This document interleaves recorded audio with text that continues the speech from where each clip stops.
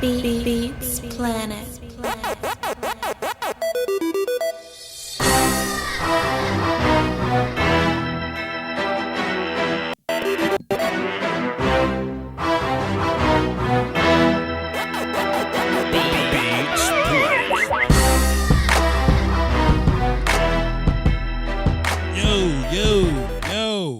What's happening, folks? Voch Lombardi, Lombardicus Prime, John Wick III, all that. Just wanted to do a quick little live. I ain't want to hop on here too long because I got film to watch. It's actually April, and I have a lot of April things to do in terms of the draft being right around the corner, and Game of Thrones is going to take up a big piece of my life, and Endgame is coming at the end of the month, and Mortal Kombat's coming soon. It's a lot of stuff on my plate, man. Plenty of it. And I was watching film on wide receiver Hakeem Butler before I got the news, and I'm not a reporter or nothing like that, so I'm not gonna sit up and do the whole breaking news joint or whatnot. But what I did want to do is I want to offer my perspective from a draft standpoint. You know what I mean? Not just necessarily the reaction of the signing, because I had a feeling that we all felt like we feel like he was going to get signed anyway. You know what I mean? And I'll leave it up to someone else to kind of go over the money side of the deal, but I wanted to talk about drafting now. Okay? So let me get my notepad over here. Let me just reach over here. And let me just reach over and grab that pen right there. Just reach and grab this pen. So walking into the offseason, our draft needs were, we were looking at D tackle. We were looking at D end, especially when the whole Randy news, kind of happened or whatever. We were really looking at that. Some people wanted to double and triple up on D line in general. You know what I'm saying? Not necessarily saying I wanted to do that, because I'm remaining very steadfast in my offensive line theory. Let me go ahead and write offensive line down. Tight end, safety. It was a lot of spots people wanted to address. Wide receiver, backup, running back. I'm just writing this down, man. RB2. So it's a lot of ways. It's a lot of directions that we could have gone, draft wise. And then we ain't got a first round pick. We got Coop, so we ain't really got a first round pick. So we had limited picks to get it done, and a lot of positions that we need to bring in or whatnot. But man, shouts out to the front office, man. They sat their ass still the first couple of days of this, the first 5 or 6 days of this. Didn't really get into the big money fights people wanted. They listen to Cowboy fans just talk shit to them, and we not going to the Super Bowl. We not signing Landon Collins. We need to sign Earl Thomas. That old conversation that the Cowboy fandom has with their Cowboy executives or whatnot. But they hung in there, and they got some guys that can come in and play. Not just some sit on the bench, rot your life away guys. Not those kind of guys necessarily. We do have those guys. But I would say that everybody that we signed, except Devin Smith. Except Devin Smith. Everybody else besides Devin Smith will work their way into playtime. You know what I mean? So shouts out to the Cowboys for actually getting this thing done in the offseason without actually selling your soul to get guys up in here, right? Now, like I said, I wanted to talk about this thing from a draft standpoint. I'm really not the type to go push Antoine Woods off the bridge, Malik Collins and Tyrone Crawford. I'm not that guy to try to get those guys up out of here. On my last stream, and I think today on the Twitter machine, I asked this. I said, who can you draft at 58 that can really come in and start for you? You know what I mean? And just that put my brain into the perspective of, man, I need my 58 guy to be the best possible impact guy we can possibly get. Because if you look at defensive ends, signing D-Law on top of getting Robert Quinn up in here, we straight. You know what I'm saying? Adding Randall Cobb to come in and play slot receiver, we straight. You can talk safety if you want to or whatever, and backup running back, you can go get that with your, compensatory 4th round pick if you want to. But what the Cowboys have done in the offseason is not only have they set themselves up to where they don't really need anybody, and anybody that we draft is just an addition to what we're trying to do, but we've added some pieces in a way that we really don't need to go draft anybody. You know what I'm saying? I know a lot of people want to go fight for safety, but I mean, I think highly of Jeff Heath. I ain't really, but I mean, if you want to draft a safety, do your thing. I ain't mad at him, but I hope that he can come in and play over Jeff Heath. I hope he can come in and start over Jeff Heath. If you want to draft the one tech, I hope he's better than Antoine Woods. You know what I mean? But let's just go ahead and take a look at your draft board and just flat out scratch defensive end flat up off of there, man. Because we ain't got to worry about that pick. Let me take a sip of my vegan lemon water. Hold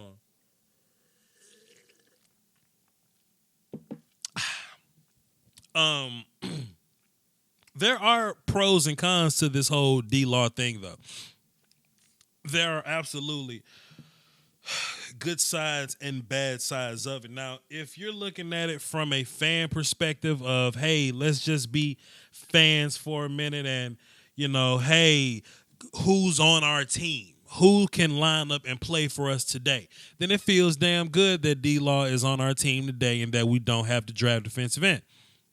You know what I mean? Defensive end was looking like a weird little thing for us that we had to consider looking at. I was, watching film on Zach Allen trying to get all the details straight. I was looking at LJ Collier. Who else was I looking at?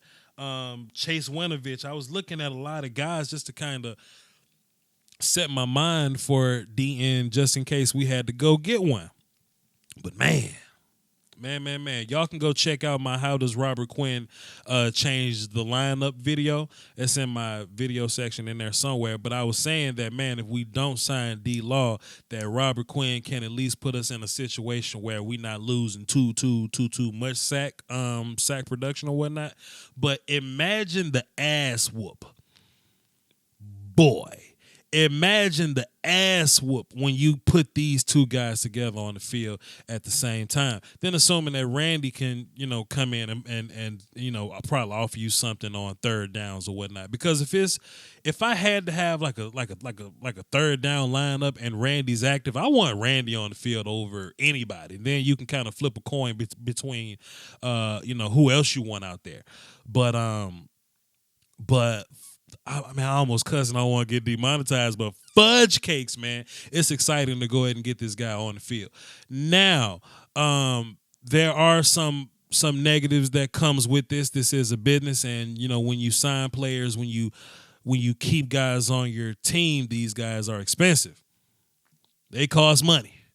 Boy, oh boy, do they cost money. And Demarcus Lawrence, the numbers haven't come out yet, but the wording of it was he's been extended for 5 years. You know what I mean? So it's not like they're taking this current the current year that he's on. They're not taking this franchise tag and making that a part of the 5. They're extending him in the 5 after he signs this. So it's really like 6. It's really 6 years. So what happens there is we probably save, let's see, it's like a 19.3, and depending on if it's 5 years and 20, they said at least $100 million. So let's just say like $23 million. So we might save $7 or so million just getting him done this year.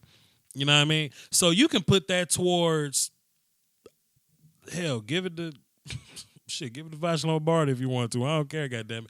But we probably more than likely saved about $7 to $8 million this year. So there are pros and cons, but boy, that pocketbook getting a little tight, man. Now, if we're only looking at 1 year, hey, let's just go get the Super Bowl and just forget about everything else, then cool. This is kind of fun to think about. But moving forward, when you drop that bag on young Rain Dakota, and you drop that bag on Amari Cooper, now Byron Jones kind of tapping his pockets like, yeah, now what? You know what I mean?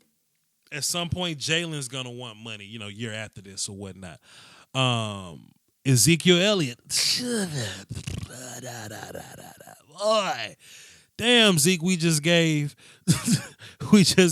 D-Law $100 million. So moving forward, we're gonna have to tap our pockets, but where I can give y'all a little bit of confidence in us giving D-Law $100 million is that we gave him money. He damn best player signed that damn paper. What's up, Uncle Dave? We gave money to a player at a position where it's hard to find players. You know what I'm saying? If I can just lend you a little bit of confidence in the thought that think about who your organization is. You know what I mean? Think about your front office guys. Like we can draft. We can draft really well. But you don't want to put yourself in a situation where you're trying to draft guys at a super hard to draft place. It's kind of hard to explain, right? Like it's easy to go out and draft running backs, right? It's easy to go find receivers that can play for you. It's easy for us to find linebackers. It's hard to find good offensive linemen. It's hard to find pass rushers. It's hard to find rangy ass free safeties. You know what I mean? It's just a handful of positions that are hard to find. And if we're gonna pay those guys, quarterbacks, it's hard to find quarterbacks. If we're gonna pay the positions that are hard to find, I'm cool with that. What we can't do is fall in love with the guys that got to get pushed off a bridge to afford the hard to find guys. So what I'm thinking guys like, and man, let me sip my water before I say this.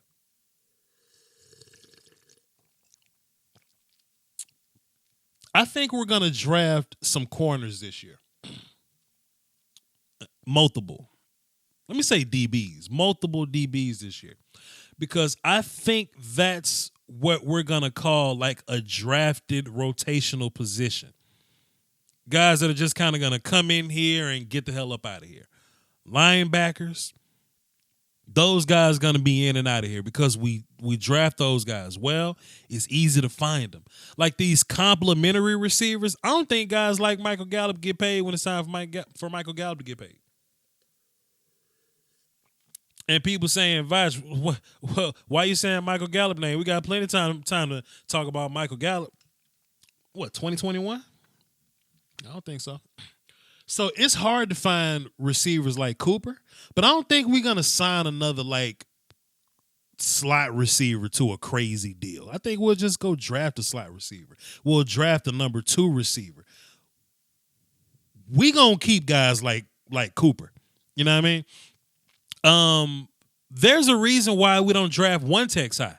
That's another position where we're not going to spend big money on a one tech. We're not gonna spend on on 3 techs. Neither really. Like we signed Tyrone Crawford with hopes of him being like a defensive end, can also play 3 tech guy. But we ain't gonna drop big money on D tackles like that because we can find so many of them. I don't think Anthony Brown gets signed back. Sam linebackers, good luck to you. Damian Wilson got smooth up out of here. A lot of y'all forgot Damian was gone. A lot of people forgot Damian Wilson was gone because he just walked smooth up out of here. I think that's how we're going to be able to afford to pay the big positions. You know, guys like offensive line, guys like the number 1 receiver, the quarterback, and the guys that's going to get sacks or whatnot. So that's what I think about that. But just the current state of our D-line, I think Demarcus Lawrence, Robert Quinn, Tyrone Crawford, and Xavier Woods is a damn good first 4. A damn good first 4. Randy Gregory, question mark. Taco will probably be the second guy over Dorrance, but we'll see in training camp or whatnot. Malik Collins and Christian Covington is your second team D-line, which is a damn good D-line. Your second D-line is probably better than what's a badass D-line in the league? Hold on, give me 30 seconds to be trifling. Hold on. Let me sip my water, put my hand on my chin, look in the air, and think real trifling like for a second about What is it? I think your second D line is better than the Raiders starting D line right now. And it sounds weird me saying that. But Malik Collins is technically a starter. Christian Covington got a lot of first team reps in Texas. And Randy Gregory is a gangster. You know what I mean? I'm willing to bet that our second D line is better than the Oakland's D line. You know what I mean? So that rotation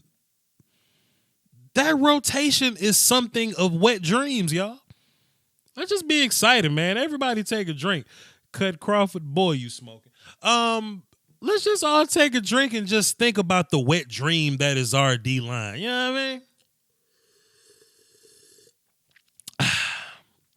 It'll be fun.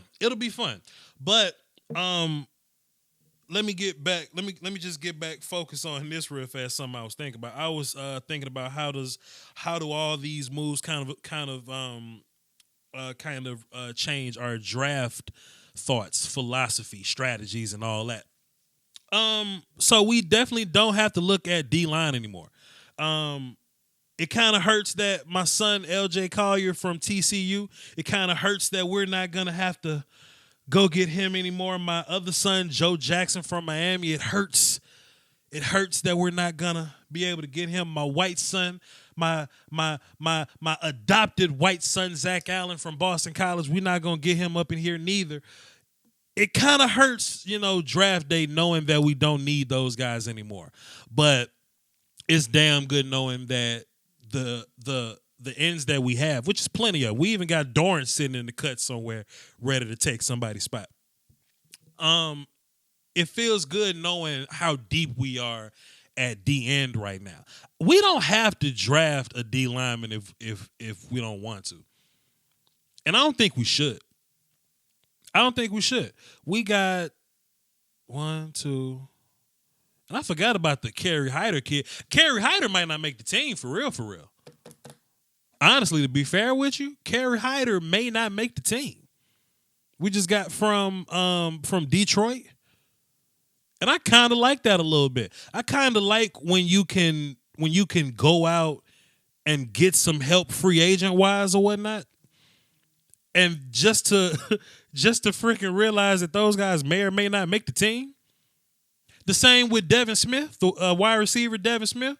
I kind of felt good about Devin Smith, but when you look at how this thing is built, when you look at the infrastructure of our wide receivers now, Devin might not get paid. Devin might not make the team. He probably won't, and that's okay.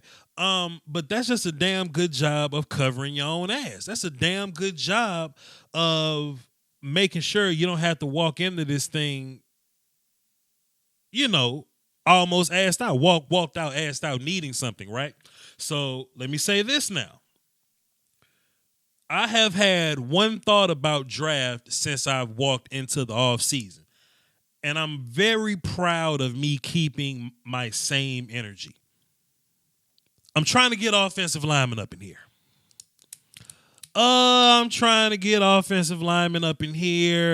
I want to push Lael Collins off a bridge. I want Connor Williams at right tackle. I want to draft Elgin Jenkins, the center/guard from Mississippi State. I don't think Lael Collins wants to play right tackle. I don't think he wants to play left guard. There's a reason why it didn't happen. I think Connor is a much more natural tackle. There's a reason why Lael didn't get put back up in there.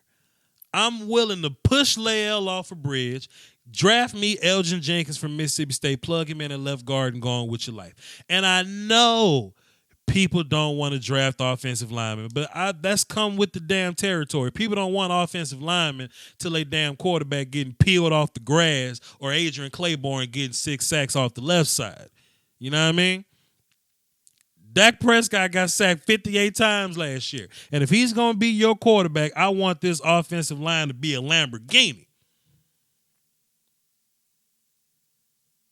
And if y'all want to settle for a safety, fine. I just want that safety to be good enough to take somebody's spot. Elgin Jenkins can take Xavier Su'a-Filo's spot today. today.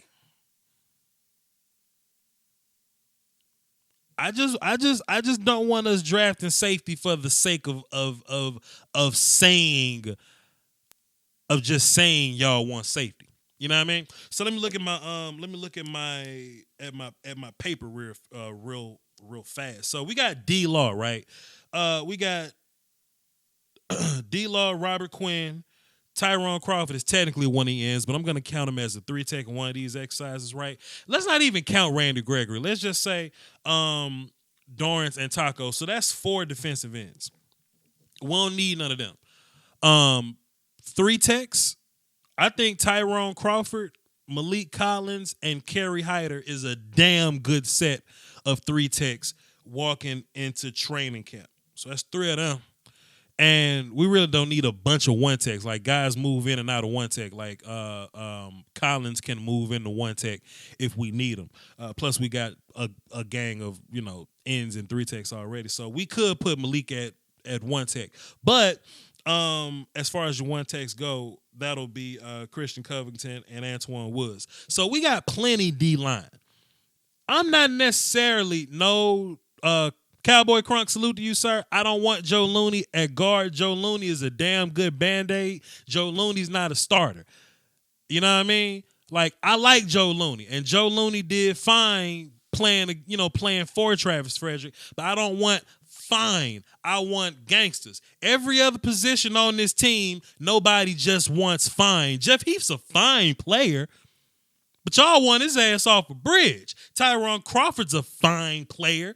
You know what I'm saying? I don't want to settle for fine players since we don't just settle for fine player everywhere else. We had to go get Amari Cooper because Allen Hurns was a fine player, but we had to bring in somebody to kind of elevate that thing. I don't want to settle on offensive line. You know what I mean? I want gangsters up in here on offensive line, especially if we're going to be a team that lives on running the football, especially if we're going to be a team that has Dak Prescott at quarterback. You know what I mean? La'el Collins ain't fine. I want La'el Collins up out of here because he's not a fine player. Get him up out of here. Anyway, I've kept this same energy since day one as far as drafting offensive linemen goes. Now, if y'all want some rotational 1-tech, you want to go get Kalen Saunders up in here. You want to get Greg Gaines up in here. Dontavius Russell, I believe, from Auburn. You want to get him up in here? Fine. Give me my offensive lineman.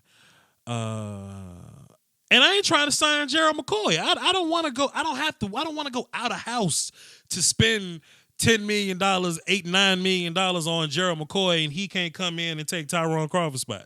Nah. Gerald McCoy is old and washed up, and they trying to get rid of him for a reason. Hey, we got the phones lit. I got a new number, which is a funny looking number, but that's the one they gave to me. 515-606-5187, access code 309104.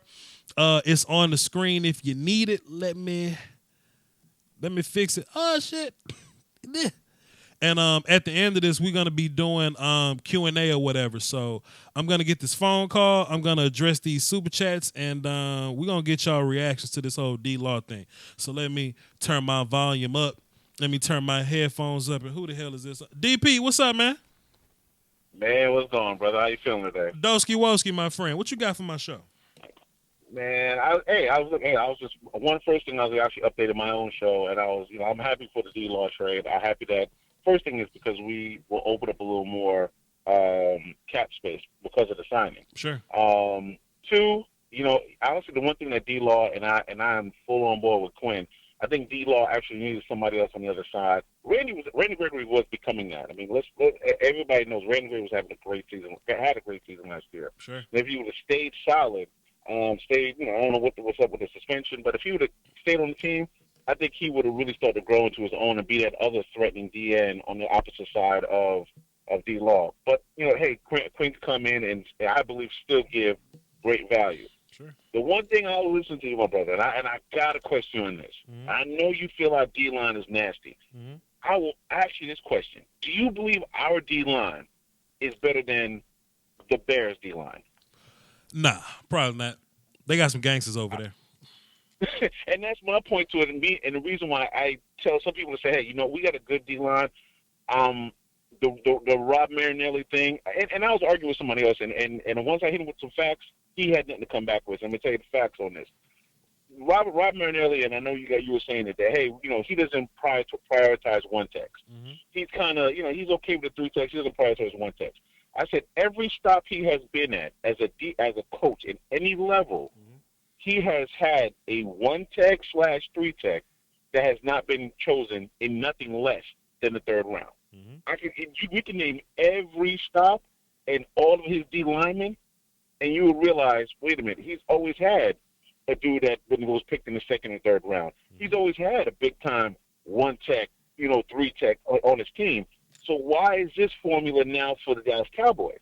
Yeah, hell, I remember when he picked. I don't remember this, but I remember when he was with the Detroit Lions and he picked Big Sean Rogers in the second round. You remember that big boy? Sure. Sean Rogers was an absolute monster. 6'4", 350, clogged all the holes. Mm-hmm. And I'm like, wait a minute. You took Sean Rogers. You had Booger McFarland, which was a second-round pick at the Buccaneers. You had Tommy Harris, which was a first-round pick in Chicago Bears. You had all these guys that were first and second-round picks that could play 1 and 3. Mm-hmm. Why is it a problem now?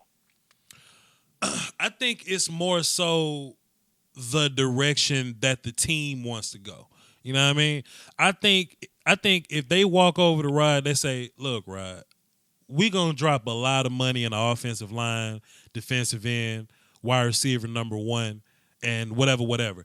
Can you get it done with like a practice squad, one tech or whatever? And Rod, humble ass, look at him and say, yeah, let's get it done. Yeah, let's do it. But look, DP, he get it done. He gets it done. Look, I say he gets it done. I say it every year. I say it every year, man. This dude gets sacks out of George Selvey. I remember when Jeremy Mincey left, we was mad. Cowboy fans was like, damn, boy, how the hell we gonna replace Jeremy Mincey? Jeremy Mincey trash. Rod Marinelli's just amazing. And I keep saying, like, man, if we finally draft this man some damn talent, just imagine what he'll do with it. I say it all the time, so I feel you. I just want my offensive lineman. But see, that's the reason why I came back at you yesterday when I talked about that. And I'm sorry. Hey, listen, you know me. You talked a couple weeks ago. Sure. Yeah, I'm ready to throw Tyrone Crawford's ass off the damn train. Yeah, because you know why? We originally, I remember when we signed Tyrone Crawford, and we signed him in the hopes that he would be like an Ndamukong Suh type player, because he was having that kind of an almost impact. And we're like, well, let's sign him early so we can lock him up. That man never had no Ndamukong Suh impact. And I'm like, okay, $10 million? Bro, I can't see that. That's what's hurting me. If I gotta commit $20 million to Demarcus Lawrence, and Tank is had the last 2 years some really great years, why am I devoting $10 million to a three tech that I have to a three tech in the defensive end? And when he's at defensive end, he's not the same. When he's at three tech, I'll give you every opportunity to tell me, hey, the dude's a dog at three tech, because he gets to fire up the field, he gets to go against guards, and it's a mismatch. But that's all he can do, because against the run, just like what the Colts showed us and what the Rams showed us. And I even went back the other day and I watched the tape. I said, okay, yeah, the Rams beat us, ran through our throat for 275 yards.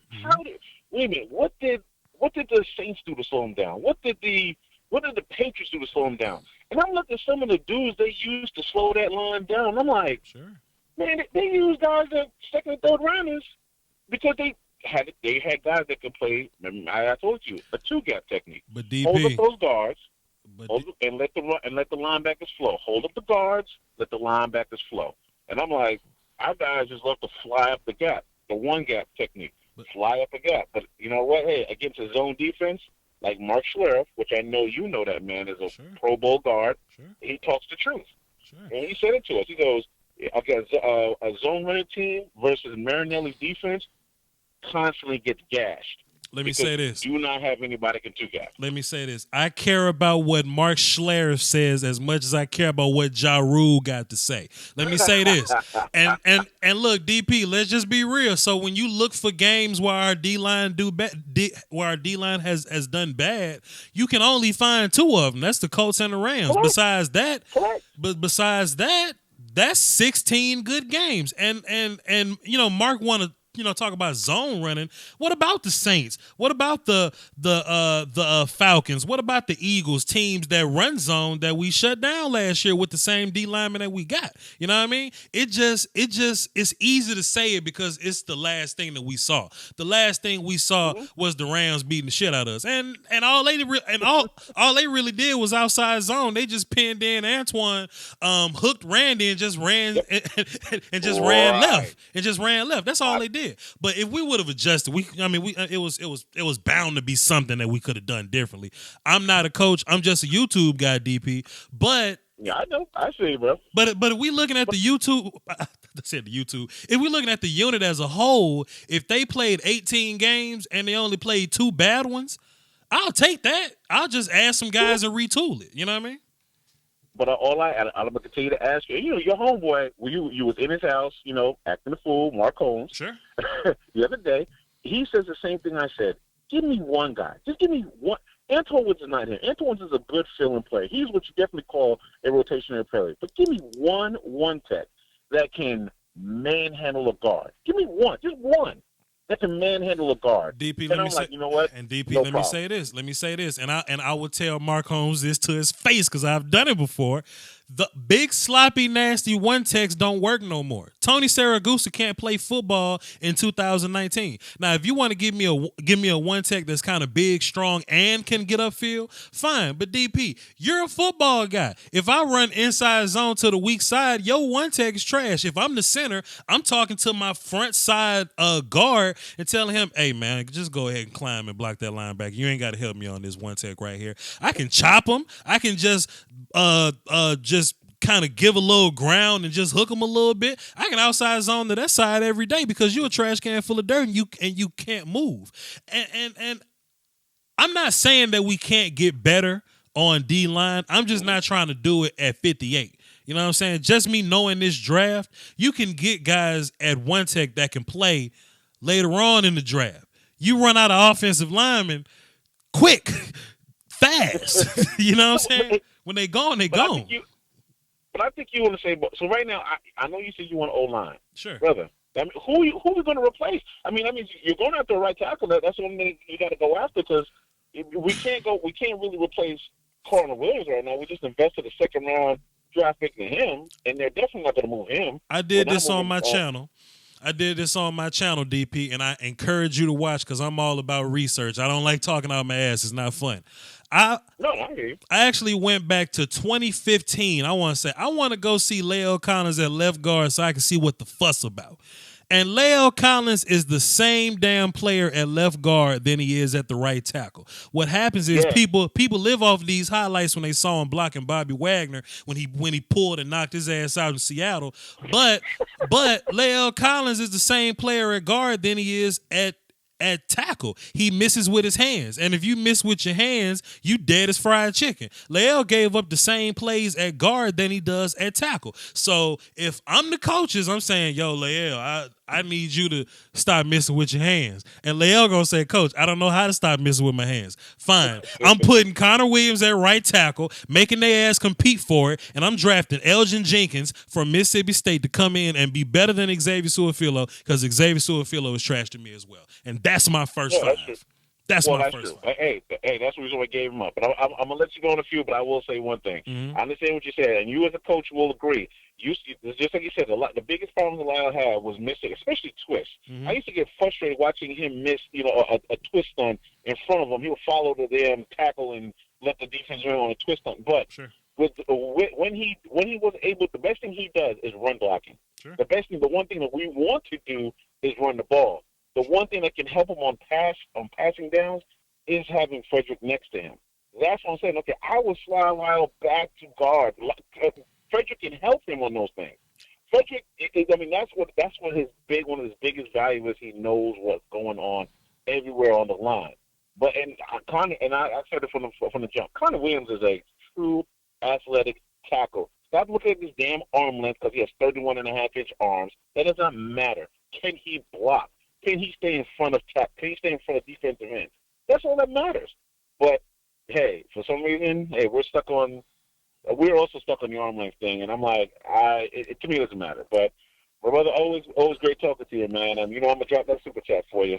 Appreciate you, DP. It's all love, man. Salute to you, sir. Thanks for the call. Right.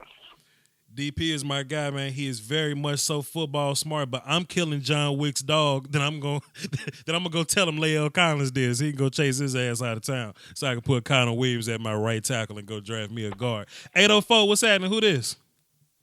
It's Brandon, Voch. What's happening, man? What's up, Brandon? What you got for the show, man? Man, I'm glad Law got paid, man. That's the main thing that I can say. I mean, we all knew it was gonna happen, but Sure. if it's the way that everybody says it is, it might actually work out better for us in the long run. To where, like, how the tag may stick this year, and then it's kind of an extension in a way. Yeah. If the wording is right, because the way that I was looking at it, after this year, we got a lot of guys. It's a lot of medium-sized contracts that are going to be ending. Sure. On guys who I don't think that will be re-signing. Like, of course, I think Witten's done after this year. Sure. Robert Quinn, he might just be a rental. Sean Lee, extra $7 million. Lael Collins, of course, he's like 11.5. I'm pushing Lael off a bridge. Stop saying his name. He doesn't exist here. He doesn't exist over here. Stop saying Lael Collins. Hey, but that money exists. That's the main thing. Yeah, that's fair. Yeah, that's shit, Brand. That's true, Brand. Okay, keep going. You're right. All right, so I'm pushing Byron Jones off a bridge. He making $6 million this year. I'm not interested in paying him. I'm not interested in paying him a lot of money when I have other guys who I feel like could be higher priorities. I mean, you can't forget, still got Dak, Sure. who's going to be a free agent same year.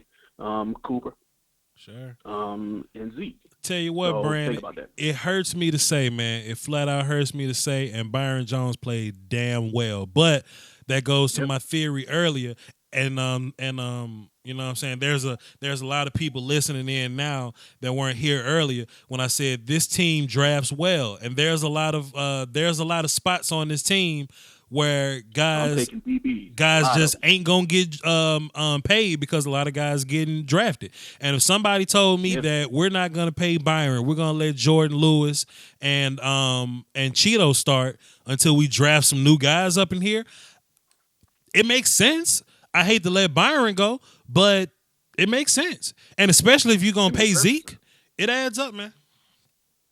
It adds up perfect. I mean, because Dak might get 25, Zeke 14, Sure. Cooper anywhere from 16 to 18. Jalen Smith, he's free after this year. Sure. But he's going to be restricted, so Yeah. they may throw like a tender on him or something like that. Yeah. Yeah, man. Tough but business, man. But I think it's certain places that's easier to draft than others. And I think it's easy to go draft a new corner.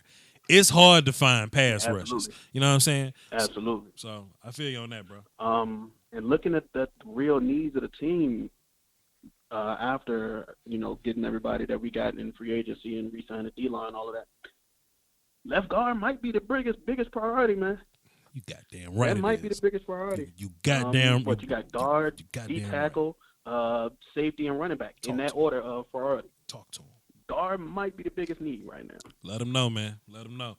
You good? That's all? So go ahead. I want Michael Dieter.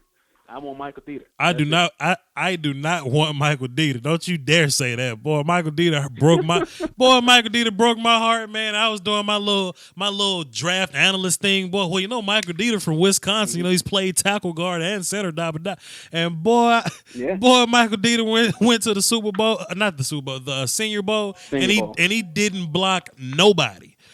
Boy, I don't want Michael Dieter on my team. No, sir. Sounds cheap if you ask me. Sound like we can get him in the third. Since his stock dropped a little bit, he might go late second. I wouldn't spend a fifth. I wouldn't spend a fifth on Michael Dieter. Give me Elgin Jenkins from Mississippi State, man. Give me Caleb McGarry. Give me somebody that I can work with, man. I can't work with Michael Dieter. Hey, or you can go ahead and throw some drugs in Cody Ford's pocket.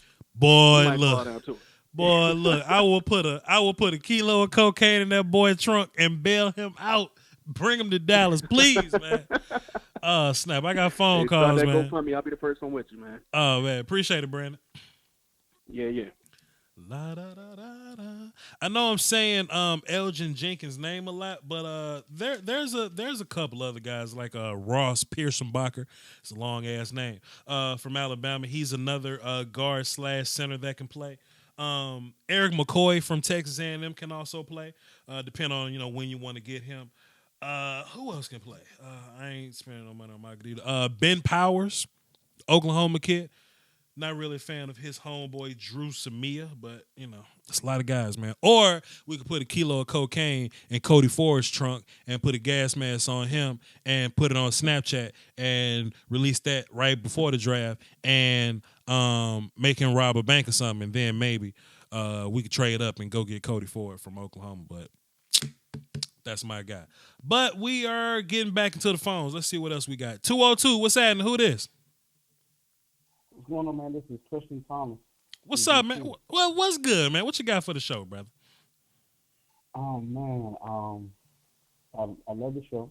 Salute. I'm gonna start off by saying that. But I do have a question for you, man. Okay. I heard now that Jaguars want to get rid of Jalen Ramsey. Do you think he could be able to play safety or come in and be a starting cornerback? And do we have the draft capital to be able to grab him now that we tied up D-Law? Because he's just like Zeke. He's still in his rookie contract. I'm a firm believer of like chemistry and like locker room guys and all that, and I just don't think Jalen fits our locker room. We're gonna tear up the locker room. Yeah, like it's a lot of talented guys in Jacksonville, and he tore that shit up. You know what I mean? Like on paper, Jacksonville's defense is probably better than ours. You know what I mean? But yeah. But for whatever reason, they just wasn't working out. I think chemistry is a real thing. So nah, I'm not trying to bring in Jalen Ramsey or get rid of a pick to go get Jalen Ramsey. I'm just gonna, keep drafting our guys and rolling with the guys that we have. Plus hypothetically, just for the sake of the example, if I were to get Jalen Ramsey, I'm not putting that dude at safety. I'm gonna keep him at corner and let him beat somebody else. Mm-hmm. But see, here's the thing. I want to see Cheeto grow, man. I want to see Byron, Cheeto, and Ramsey on the field all at one time with Jordan Lewis. That'll be fantastic, but it'll be a dream. It'll be a dream. That's what I was doing. Boy, Scarface said on Smile, man. He said, "Boy, I wish I could, but I'm a dreamer." So Yeah. So I feel you on that. Okay, man. That's all I have for the show, man. All right, Keep man. doing your thing, man. Respect. Yes, sir. Appreciate it. Salute. We had some reports that brother Chris Richard was looking at Isaiah Johnson from Houston. Just a quick draft thought before I get into this next call or whatnot. I think Chris Richard is trying to recruit guys to transition this defense into a cover 3 type of deal. I think we're working out of our Tampa 2 thing. I don't know how I feel about it, Chet, but all the cornerbacks that we've linked with Chris Richard going to go scout or talk to or, whatever, they're all tall, long-ass cornerbacks that can run, but they don't turn very well. You know what I mean? And that type of cornerback screams cover 3 to me. You know what I mean? Like, they don't ask Josh Norman and Richard Sherman to go man cover a lot of people. They put them in cover 3 and tell them to read guys or whatever. And those are the type of guys that Chris Richard's been going to go look at. These long guys that can turn and run, not necessarily run and turn, if that makes sense to you or whatever. But just a thought. But we'll cross that road and see what the hell's going on with that. So in the event that we don't sign Byron Jones, I do think we're gonna bring in some late round corners, some longer guys with some length that can run, and maybe do a little bit of a scheme change. 307, what's happening? Who this? Hey, Voch, this is Patrick from Wyoming. What's up, Pat? What you got for the show? Listener. What's up? Well, a couple of things. First of all, I think we need to start utilizing our tenders, our first round and second round tenders. Okay. I think I think if we put a second-round tender, and I don't really know the rules of it, Sure. but I'd like to see us put a second-round tender on Leo Collins, and because with the absolute need for offensive linemen, there's some team out there like the Giants who would give us a second-round pick for Leo Collins. You know what I'm saying? Same thing with our first-round tender. You know, either Anthony Brown or Byron Jones. Put a first-round tender, and let's pick up a first round and go ahead and let Byron Jones or Anthony Brown go ahead. You know what I'm saying? I tell you what, Pat. Two things. For one, that's a fantastic idea, by the way. Let me just clap you up on that. Second of all, I think very lowly of the New York Giants. I think they're idiots. Which is why I think they would give us a second-round pick for Leo Collins. Even I don't think they ignorant enough to give us a second-round pick for, and I think they not ignorant, not stupid, ignorant. Ignorant. I don't think they ignorant enough to give us a second-round pick for Leo. Leo just ain't that good. But if they do, boy, you call this damn show so we can high five over this phone, boy. But I don't think they will. I don't think so. Well, I certainly think Anthony Brown would draw us, especially if he has a decent season this year. You know. He's a solid nickel guy, but I think he'll probably be a guy that we just won't pay. And to be fair, what if we put a first round tender on our linebacker Smith? I know he's. I'm trying to pay Jalen. Hold on. Now listen to me for a second, because I know he's the best middle linebacker in the league. I'm trying to pay Jalen. But the man already has a bad knee. I don't want to hear that. I'm trying to pay. He's one good hit away from a career-ending, hit. And I would rather take us a nice first-round draft pick, free up that cap space, and go get us another linebacker. I tell you what, Pat, two things. Let me just clap it off for you, because the first-round pick sounds nice. But you know what sounds nicer than that? Jalen Smith on my damn roster. I'm sorry. Not going to be able to do it. Man. It's just business, man. But the other thing is, I think you need to, in your picture, where your elbow's on the table and you got the mic and all. Sure. I think you need to put a little spotlight in the background with your AR. I better not put my AR up. You know, man, I would love to incorporate the Second Amendment side of my life, but I know that everybody comes to me not to always hear that. You know what I mean? Like, they come to me for draft talk, football stuff. Everybody may not be pro second day. But I tell you what, man, anybody that's pro second day that's with me, man, let's go shooting and be happy one day, man. Let's just go out and go shoot one day, man. You know what I mean? Last thing, I'll let you go. Mm-hmm. There's a lot of people, they really give a lot of grief to Jerry Jones and Stephen Jones about this and that and the other. Sure. But I got to tell you, signing D-Law for $21 million, man, they did good. We have a fantastic, we have a fantastic front office, man. And I know it's the easy thing to say because people on TV say it. 4-letter network, 3-letter network, they say that Jerry Jones is a problem here. Jerry Jones really don't run the team like that. You know what I mean? Jerry just kind of makes the last decision. You know what I'm saying? But if you look at the moves that we made as far as drafting the guys that we draft, signing the guys that we sign, letting go guys, not really being big money spent. Like, the Washington Redskins dropped a gang of money on Landon Collins, and I like Landon Collins.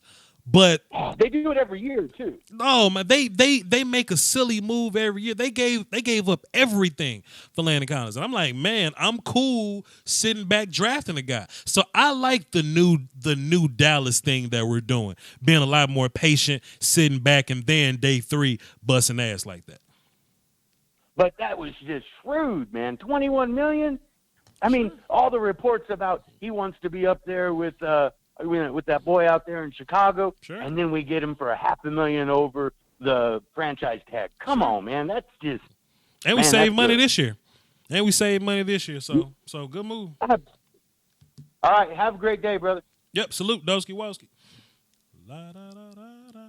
Let me take a look at some super chats before I get into this next call. If y'all want to call into the show to give your reactions, y'all want to talk draft, y'all want to talk Demarcus Lawrence, whatever you want to say. 515-606-5187, access code 309104. It's on the screen. You heard my voice. It's in the description somewhere, and I'm sure somebody in the chat box will hold me down. Let's take a look at these super chats. Uncle Dave, what up, man? He says, he damn near the bed. Sign the damn paper, D-Law. Salute to Dave. Let's see. Jaime dropped $1. Salute to you, sir. Boy Bangley dropped a deuce. He says, would you get rid of Collins or move him over? I'm pushing La'el Collins off a bridge because he's the same player on the inside than he is on the outside. I actually did a video on that. Check that out. Thanks for the super chat. Pat Martin dropped 5. Salute. PL Stafford dropped 5. Salute. Wayne Smith dropped the deuce. Salute. Appreciate all y'all super chatters, man. We're going to be doing Q&A. Let me check my time. Are we good on time? At the end of the show, we're going to be doing Q&A. If you want to guarantee your question to get in on Q&A, you can drop a super chat, or you can just wait till the end and hope I answer your shit. So let's see. 601. I know this number. Who is 807? Who this? Hey, 807. Hello. Hey, what's up, Unc? What you? Hey, what's up? What's good, man? What's good? Hey, man. Hey, man. Long time listener, third time caller. All right. Hey, man. This is my thing, man, with La'el Collins, man. Yeah. His problem compared to let's compare him to Tyron Smith, right? Right. Tyron Smith's only problem is injuries. Sure. Okay. If the dude healthy, he's a beast. Mm-hmm. All right. The reason Tyron Smith, when you're doing a bull rush or doing a speed rush as a defensive end, it's like a good offensive lineman will set themselves up one way, sure, like Tyron Smith. Sure. And it don't matter what that guy throw at him, mm-hmm, he can adjust. Because a lot of times Tyron Smith don't have to put his full body into slowing down a bull rush. He can just use his arm, right, and the way his stance and everything else, he will slow him down. Mm-hmm. If that guy would want to come with the speed, he's already light on his feet, so he can take the steps back to stop it. Your boy Collins' problem is that he needs his body to slow down a bull rush. Mm. So what he got to do, he got to try to pick or decide what is that defensive end is doing. Yeah. If he pick right, he's okay. If he set his body up for a bull rush and he get a bull rush, he will stop a bull rush. Mm. But if he set his body up for a bull rush and he's getting speed, he's going to get, he's going to blow by him. And then vice versa. If he's setting his body up for speed, he's getting light on his toes, mm-hmm, because he's trying to keep his feet moving. He's trying to keep up. And old boy hit him with the bull rush. mm-hmm, He's about to get grass stains on the back of his shirt. right. That's why he's a problem at being a right tackle. Mm-hmm. Just my opinion. Sure. And the dude don't want to play guard. I mean, it's like, I don't understand. It's like you don't want to play guard, but you garbage at tackle. Sure. You think you're good at tackle, but you're not. So, I mean, what's the whole – I just don't understand that at all. And if he can't do what we tell him to do, it's time to, cut ties. We got him for a good deal and all that type of stuff, but this dude been getting manhandled, man, and he's been causing problems, holding penalties and everything else, bro. I No agree. doubt. No I doubt. agree. Just watching La'el Collins, man. Maybe he's not built for C gap to sideline. You know what I mean? Maybe only like making him responsible for B gap to Tyron Smith's right foot would be better for him. You know what I'm saying? He don't have to move as much because he can move. He actually got great feet. You know what I'm saying? He just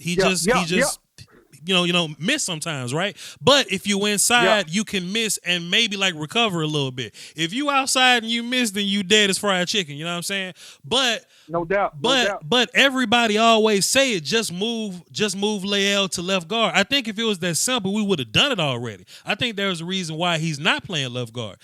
He's either not good there or he just don't want to. Well, if he don't want to, I'm making Connor Williams play right tackle. I'm making them two compete for it, and I'm drafting me a left guard, fully preparing myself for Connor Williams to win that fight and to kick La'el Collins off the bridge. That's just my thoughts.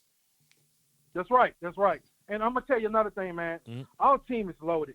Yeah. I mean, if you look at the talent on our team, Sure. it's loaded. And exactly what you said about it's easier to find corners than it is to find, Pass a rushers. defensive end, Yeah. a pass rush or something like that. And in safety, it's kind of like hard to find the right safety to do exactly, what you want him to do or whatever. So you got to always focus on, The hard drafting spots. the right way. Right. That's right. And I got 100% confidence. Jerry Jones just a mascot for the Dallas Cowboys Yeah. as of right now. Will McClay is the we guy. got some smart guys. We got some smart guys running this team or whatever. Mm-hmm. And Randy Gregory or whatever, I don't know. I'm guessing what's going on with him is these pop-up drug things that he got to do or whatever. And he's not failing no tests. He's just not making these appointments and getting these suspensions or whatever. That's what I think. That's what I think too. Because look, Peter's out. When you look at how they talked about David Irvin, right? They was like, David Irvin failed his test. He boom, boom, boom. But when they talk about Randy, it was more so his conditional league agreement, the terms, boom, boom, boom. You know what I mean? So they may try to, you know what I'm saying, P-test him every other day, but he may have been at Walmart or something while they knocked on his door or something. I don't know. Or he probably was in Jamaica or something like that. Then they call him up, be like, hey, you need to go to such and such address, and then go get around his Uber late. Then the Uber get lost and all this other stuff. And then if he don't make it there, then bam. You know what I'm saying? Right. That's why last time that had happened, the Dallas Cowboys 100% confident that he was going to get off because they knew he didn't fail no drug test. Sure. It's just what they got him doing, man, like running around like a chicken with his head cut off or whatever. So even if Randy only missed like 2 games, 3, 4 games, you can still kind of count on him for this season though. I'm thinking as if Randy gonna, be there for us or whatever. Yeah. And man, I'm just interested in this draft because for the most part, I think we filled a lot of our voids or whatever. Sure. I like the Cobb pick, man. I like the Cobb pick or whatever. And Jaden Smith, Van Der Esch just sitting there marinating. Your boy Sean Lee stepped in, took a pay cut and everything. So I'm interested to see where we're gonna go.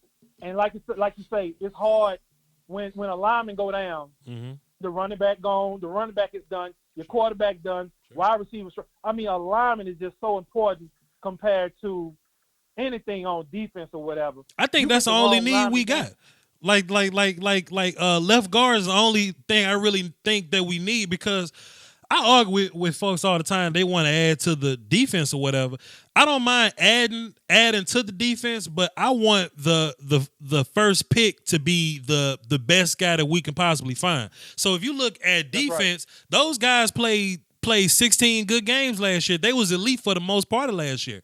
If anybody needed help, it would be the offense or whatever. So I'm drafting offensive line with the first pick I can, and then you can get you a 1 tech in the 3rd round. Then you can probably get you a safety or something at 90 or whatever, and then just kind of build guys around that. You can still get your defense, but I'm trying to fix the spots where I feel like we need the most. Dak got sacked 58 times last year, which was the 2nd most in the league. I'm trying to fix that damn stat up so then our offense can actually score points, so we can actually get in the red zone and put points on the board. So now we get to play from ahead. Our defense will be better because we actually get to play from ahead. You see what I'm saying? Yep. And Dak, please, Dak. Sure. Take what the defense gives you. Sure. If you sitting there and got 6-7 yards and you sitting there at 3rd and 5, just get the 6-7 yards, man. Sure. That's why what's called up in Green Bay so deadly because he don't care about the big stats. All he wants is another fresh set of downs or whatever. Sure. And that's how Dak got to look at the game. I hope new coordinator. That guy's in there for a reason. They see something in this coordinator. Everybody got everything to say. People had a lot to say about Van Der Esch or whatever. But when these guys make a move, I'd be like, man, I'm on the outside looking in. Sure. So if they put him in that position, it must be something that they know that I don't know. So I trust their judgment more than I trust mine. But I just need Dak. Dak needs to take his yards, man. He needs to take his yards when they give it. And that's just going to open up because now these defensive backs just can't haul tail down the field with their backs turned to the line because that's 10, 15 yards automatically. You know what I'm saying? And, so that's going to open up things better for your wide receivers. That's going to help out your offensive line and everything else. You just got to add that little aspect to your game, and I believe it'll open up a lot more for sure. That's No facts. doubt. That's No facts. doubt. That's all you got on? That's all I got, man. I appreciate it, man. I got a billy goat in the oven, man, so I got to go check on it because I smell something burning. And I'm going to catch you on the flip side, no doubt. All right, man. Doski Woski, salute. All right. Easy. Oh man, great call, man. Great call. That's my uncle, man. That's a big seal to great, man. We're gonna mess around and get that man a YouTube channel. We're gonna let him get on the microphone and just talk, man. Just talk Cowboys and take calls. He's a former offensive lineman. Taught me a lot about offensive line. So when we was talking offensive line, that was even more high level stuff that he was hitting y'all with. So salute the big seal to great, man. Let's get back into these calls, man. we got a joyous day here, man. D-Law's on the team, man. Joyous day. 973. What's happening? Who this? Yo, Voch Lombardi, what's good? Doski Woski, my friend. Jersey. What's up? What you got for the show? Number 22. What's happening? Yeah, just going off that Lyle Collins point. I'm all for just letting him walk next year. Have him play this year. Have him start at right tackle. But at this point, you just signed Cam Fleming for a 2-year deal. Plug him in as your right tackle in 2020 when Collins leaves, and then go draft a guy to be, that swing tackle. So in case something happens to Tyron, that's your guy. You plug him in there, or at that point, you can just swing Connor Williams out there and give you some flexibility like that. So, yeah, at this point, I mean, it's sad because I really thought Lyle would be, I remember the rookie year, he came out, and, Jerry was like, oh, man, this dude reminded me of Larry Allen. You remember that? And then he thought he'd be the left guard for. Boy, was he wrong. God damn, Jerry. Yeah, right? But yeah, okay, yo, go ahead. I'm listening. Go ahead. My bad. But yeah, I mean, he was going to be nice because, we got him at that tremendous value. But it really just hadn't worked out. And at this point, I'm just like, hey, let's let him play. Let him start this 1 year. But at this point, I mean, you're right. I saw the film breakdown you did. He's just an average player. That's what he is, in my opinion. Yeah, that's facts. That's it. You good? Nah, I'm just hyped, man. Oh. That's all I can say. I had to come in, but I'm hyped as hell for this D-Law deal. The way we got Robert Quinn, I've been begging the Cowboys forever to, do these aggressive moves, but not give up a lot of draft capital. Send a 6th or 5th and go get you a veteran player that's proven himself.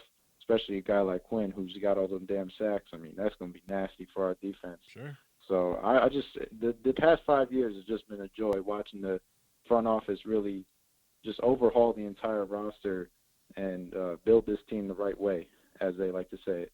Yeah, I feel you on that. You ever ate a Billy Goat before? Nah, what's that? Oh, nah, don't worry about it. All right, man, appreciate it. Thanks for the All right, bro, take it. Everybody real fast, just hashtag Billy Goat in the oven. Oh man, let's see what else we got. 817, what's happening? Who this? Hey, it's Thomas Voch. How you doing? What up, Tommy? What you got for the show? Hey, I just want to say shout out to Forward Texas, and I just want to talk about the move we made. I'm glad we signed D-Law. Now that secure our left end, so now we going into the draft. You can really draft whoever you want. I agree with picking the offensive line, but I really want one of those top guys, like Ford from Oklahoma, for our right tackle. Who you tell? 'Cause I think that's something we need to look into. Mm-hmm. And another one is safety, but pretty much I think we have a good roster. I like the off-season moves we made. We just took what we had. I like the Randall Cobb signing, and I feel like we could do something this season. That was up to Jason Garrett. Sure. And that's all I really have to say. Appreciate it, man. All right, no doubt, bro. No doubt. Pretty much getting some of the same reactions here. I will say, because I've been on this offensive line crusade for a long time, man. I've been saying it since day one, since like last October, whatever. And it's funny because at first nobody was pro drafting offensive line, but it's interesting that we add some interior, D linemen. We add some ends here and there. Jason Witten comes back. We add Randall Cobb at receiver. Now it sounds like we're a little more like we're for the idea of drafting drafting the offensive line now. So sounds dope. Tamira in the chat box. What's up, Tamira? Hey, let me ask you. You ever had a Billy Goat in the oven, Tamira? Ever had a Billy Goat in the oven? No. You ever burnt it when it was no? No, never. All right, cool. 201. What's happening? Who this? $100,000, man. You know who it is. $100,000, man. Look, man. They done gave me. Listen, man. They done gave me this brand new phone number, and it just erased my whole ID joint. You know what I'm saying? So now I got, man. So now I got to reset the platinum callers, man. You know what I'm saying? Oh, man. My bad. $100,000. I'm at the back of the line. You back at the back. Rosa Parks' voice, dog. Rosa Parks' voice. $100,000. What's good with D-Law getting signed, bro? Hey, man, listen here, man. I'm just rubbing my hands about this pass rush, man. I'm just, woo. Yes, sir. Woo. Yes, sir. Woo. Yes, sir. Talk to us. I'm telling you. Listen. Look out. Look out. What? Who can you stop? You got two guys. You got a double team now. You got Jalen. You got Jalen Smith and Benzaresh coming. Come on, man. That blitz is gonna be something serious. Talk to him. It's gonna be something serious. I'm telling you. Talk and to him. Don't let them let Randy Gregory play. That's a rotational piece right there. That's nonstop right there. I still think this. I think Randy's still the most talented pass rusher on this team, man. I honestly feel like way. I like him. Yeah. Trust me, I was hurt when he got to. I'm like, oh, come on, what are you doing, bro? Sure. What are you doing, Randy? Sure. What are you doing? I was hurt, man. I was hurt. But now, something serious. This is what everybody been. They didn't want this to happen. We got my man from Miami, and now we got Tank Star. They didn't want this to happen. Hell no. Come on, man. Especially some Eagles fans, man. They've been talking, dog. I'm telling you right now. They've been talking. What I like about it the most, though, is I hate when we got to move Tyrone Crawford to end. You know what I mean? Because his best spot is 3-tech. You know what I mean? So letting him and Malik Collins rotate 3-tech, we actually get better on the interior because now Malik ain't got to start and Tyrone don't have to play outside. So it's nothing but. It's nothing but good around here, man. Billy go in the oven, you know what I mean? It's nothing but pass rush. Maybe we can get some interceptions now because the quarterback got to throw the ball fast because we coming. Now I'm with you. I'm with you on offensive line. We need to keep that tight, man. As long as that's tight, we good. Come on, think about with Dak first year when that offensive line was the best in the league. You couldn't stop us. Please. You couldn't stop us. 2016 offensive line. That 2016 offensive line set Dak up beautifully. And then look, at the time, Dak didn't even have receivers to complement him that well. You know what I mean? Now Dak got 5 receivers that complement him. Guys that are nuanced route runners and yak guys, yards after catch guys, right? Exactly what Dak wants. Dak needs them route runners, man. Right. That can catch the ball, can go and can catch the ball in traffic. Yeah. You don't need. Come on, man. Yeah. Listen. Yeah. There was a reason why. There was a reason why Beasley and Witten were the only 2 guys that Dak threw to because they was the only nuanced route runners. You know what I mean? That was the reason why Dak and Dez didn't really get going. Why Dak and Terrence wasn't as good as Tony and Terrence because they're not nuanced route runners. Coop came in right in here. Bruh. It was like plug and play with Coop. Let me tell you something. $100,000. Let me tell you something. You excited about that pass rush, dog? You line your ass out there, Cooper, Gallup, Tavon, and Cobb. That's ridiculous.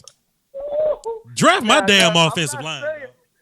I'm not saying we can get a receiver in the late around, get a receiver just for competition. You know what I mean? Just for depth. Yeah. But who he gonna compete with? Allen Hurns though? Who he gonna compete? I agree. Hello? Boy, $100,000 cricket phone, and then the battery fell out. look, the phone didn't die. His battery. Hello, $100,000. Oh, I wasn't talking shit. My bad. Go ahead. Hello? All right, we got to get $100,000 on the phone. His battery fell out his pocket. The battery fell out the back of the phone. $100,000 forgot to pull the antenna up. It fell in the sink while he was washing his do-rag. My bad, $100,000. Call back in. Call back in. Oh, man. Let's see. Let's see what else y'all talking about on this day. 505. What's happening? Who this? 505. What's happening? Who this? Oh, all right, then. Cool. We'll get you up out of here. Coach Evans say he flipped the phone close. He hey, wait, he went. Hey, Coach, $100,000 phone went. He went. There you go. He back. $100,000. Hey, listen, it was the haters, man. We were talking shit, man. Did you put the battery back in your phone, $100,000? Yo, I'm talking to you, and I'm like, what is he talking about? Then you went. Okay, what was you saying about draft? I was saying drafting a wide receiver. Like, you wouldn't mind drafting a big route running wide receiver just for depth purposes, just in case somebody get hurt. You know. They don't make too many big boys that can run routes. If they do, they go fairly early. So, hell, get you a tight end if that's what you want. But I think we pretty set at tight end. I think Blake Jarwin and Dalton Schultz, I think both those guys gonna grow and develop. I was about to say, don't you think the numbers is too much over there? No, I think they came into their own towards the end of the season, and I think the offseason. No, I know, but we already got 3 over there, man. I think we good. I think we good at tight end. I'm not trying to necessarily add one unless you're gonna get you these wide receiver built like tight ends. Right. Get you like a little Jordan Humphrey or something. Something like that. Right. The only other position, man, we need a running back, man. We need an offensive line. Speaking to the ground. We need offensive line help underground. I'm not drafting nothing else but offensive. I know we need offensive line help. I'm saying we should go first pick with that, but I'm saying we need another running back too. We gonna give Zeke all these carries again? What's his name was a 30 visit for us. Damian Harris from Alabama or whatever. So that's a. Okay, I like him. I'm an Alabama fan. I like him. Shit, we can get his ass up here. Zeke might not get signed to the next contract. Honestly, that's what I'm saying. If Damian come over here, he might not make it, man. Yeah, he might not make it. Yeah. But you know what though? I think he's gonna have a great year this year. Come on, every time you see what happened when we got Coop. That's when he turned up. We got all these wide receivers. You can't stack the box no more. Zeke gonna eat, man. Sure. He know it too. He's gonna eat. I'm scared. He gonna want him a big contract after this year. We should pay him now, cause I got a feeling he gonna go crazy this year. We'll see. He's gonna go crazy. We'll see. Look. If we win the Super Bowl, all the other shit go off the table. They can do whatever the hell they want to do. We win the Super Bowl. Yeah, you're right. You can cut Dak if you want to. If we win that one. Cut everybody. Sell the team. Go out in the blaze of glory. Change the name of this motherfucker to the Arizona Hot Shots or something. Change the name of this bitch. You win the Super Bowl. I'm good. Hey, we got a shot, man. Everybody's saying the Eagles. I don't see it. Eagles trash. I don't. Trash. I don't see it. I ain't trying to hear that shit. Whatever. And plus the schedule we play, come on, man. We play the same division that the Patriots play in. Shouldn't be no reason we should be going 3-1 in that division, man. $100,000. Man. I sound funny, dog, but we might beat the shit out the Patriots, man. Shit.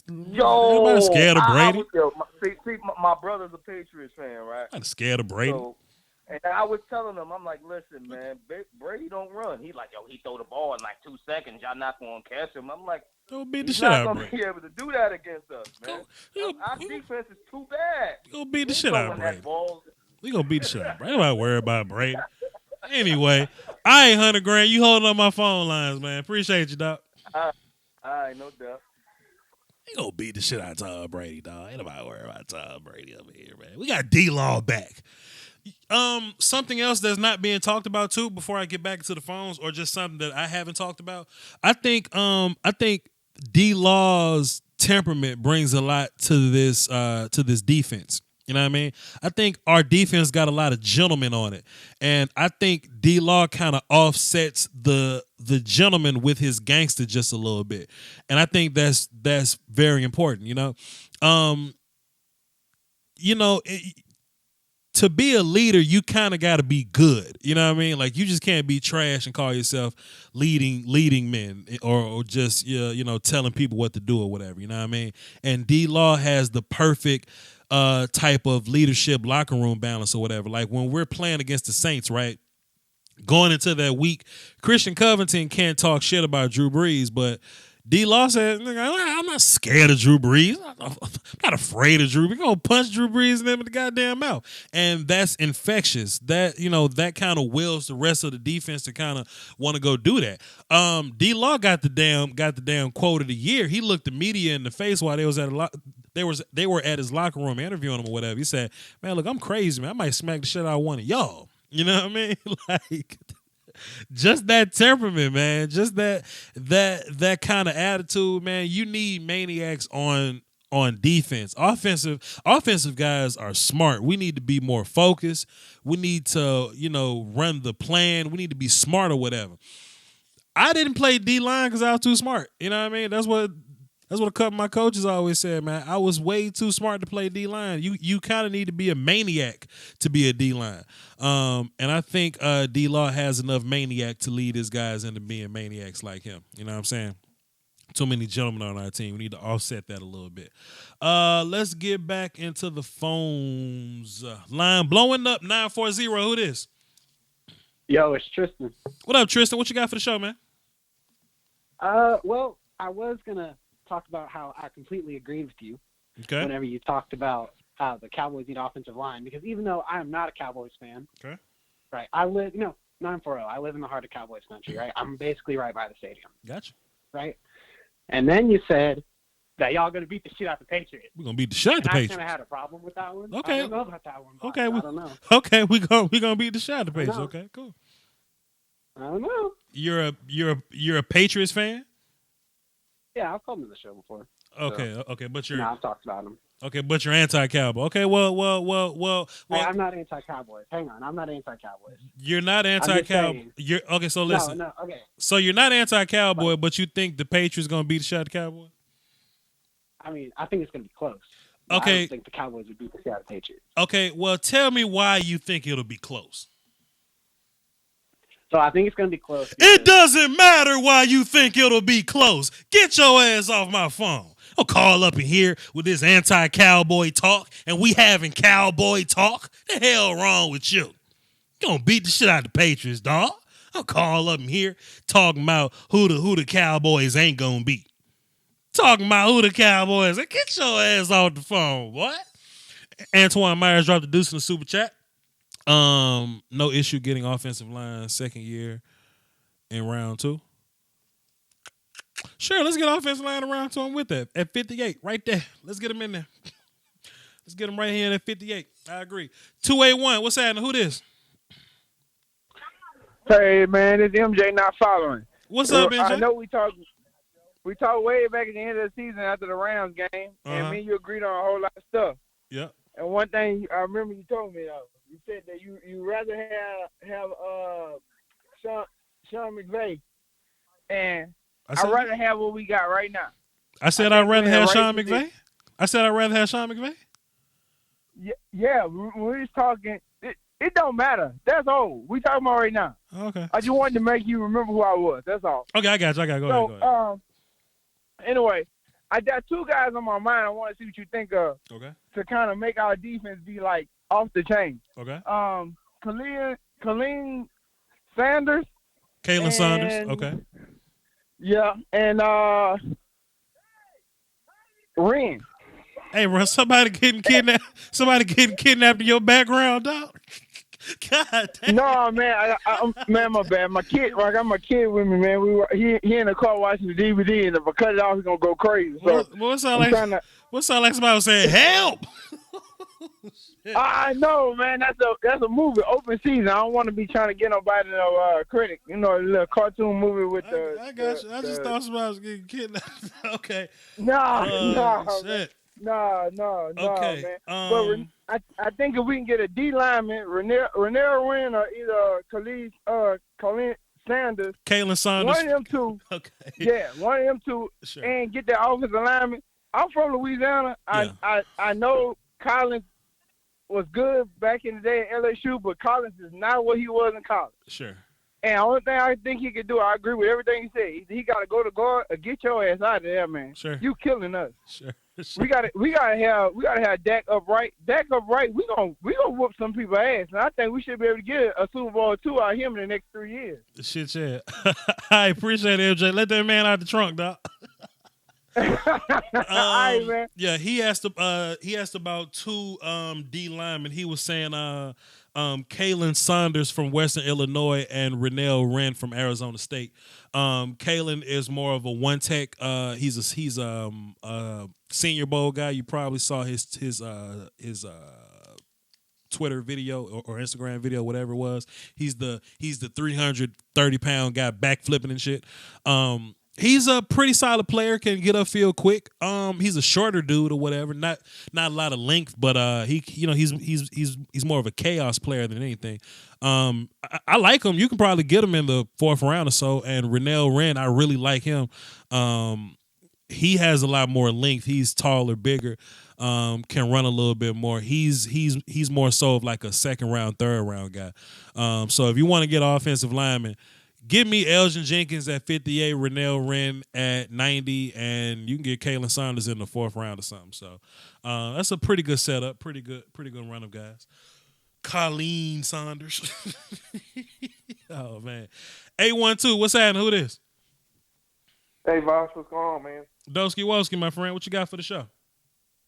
Hey, I got mad respect. Hey, I was wondering. Salute. I got 2 quick questions. Yep. First one, do you think waiting to take a running back late like a Bryce Love or Anderson out of Oklahoma, is it worth the risk with their injury history?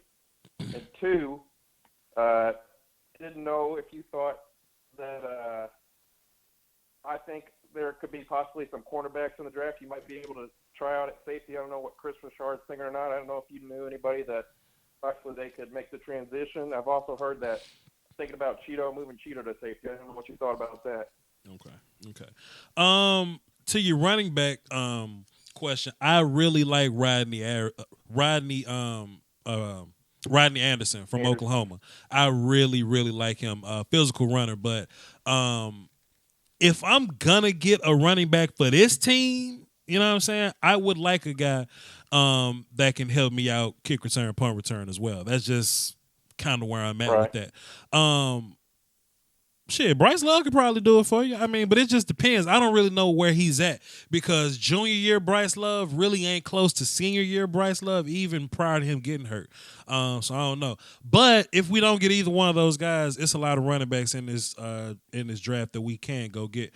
So I'm fine with that. Right. Your second question, about a cornerback that can transition and play safe. I'm not necessarily trying to move Cheeto to safety. I think he's really gonna find his place at corner or whatever. But I mean, there are guys. I mean, Corey Ballantyne from Washington can probably play a little bit of free safety. Justin Bunting from Central Michigan can probably transition a little bit, but I'm not really trying to draft a corner and move him to safety. I'm just trying to draft a safety. If I had to get a safety, I would rather a safety with a little bit of range. I'm not really in for the box safety game, so I'm either looking to get Deontay Thompson from Alabama or he's probably not going to be there, but Adderley from Delaware, Nazir Adderley from Delaware, but he's probably not going to be there. But I feel you on that. All right, man. I appreciate you taking my call. Yes, sir. Appreciate it. La, da, da, da, da, da, da, da. What else we got? 618. What's happening? Who this? Hey, this is Kai. What's up, man? What you got for the show? Huh? Hello?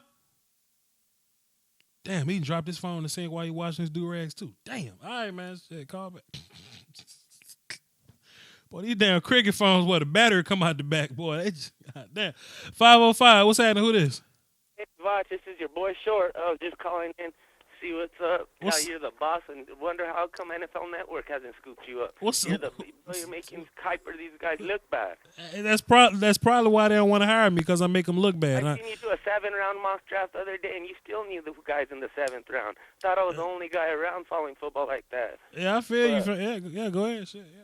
Appreciate it. But this is my thing, bro. This is my draft. This is what I think. I think the Cowboys have done a great job of filling up all their needs. They got the slot receiver and Cobb. Sure. They got your boy Randy.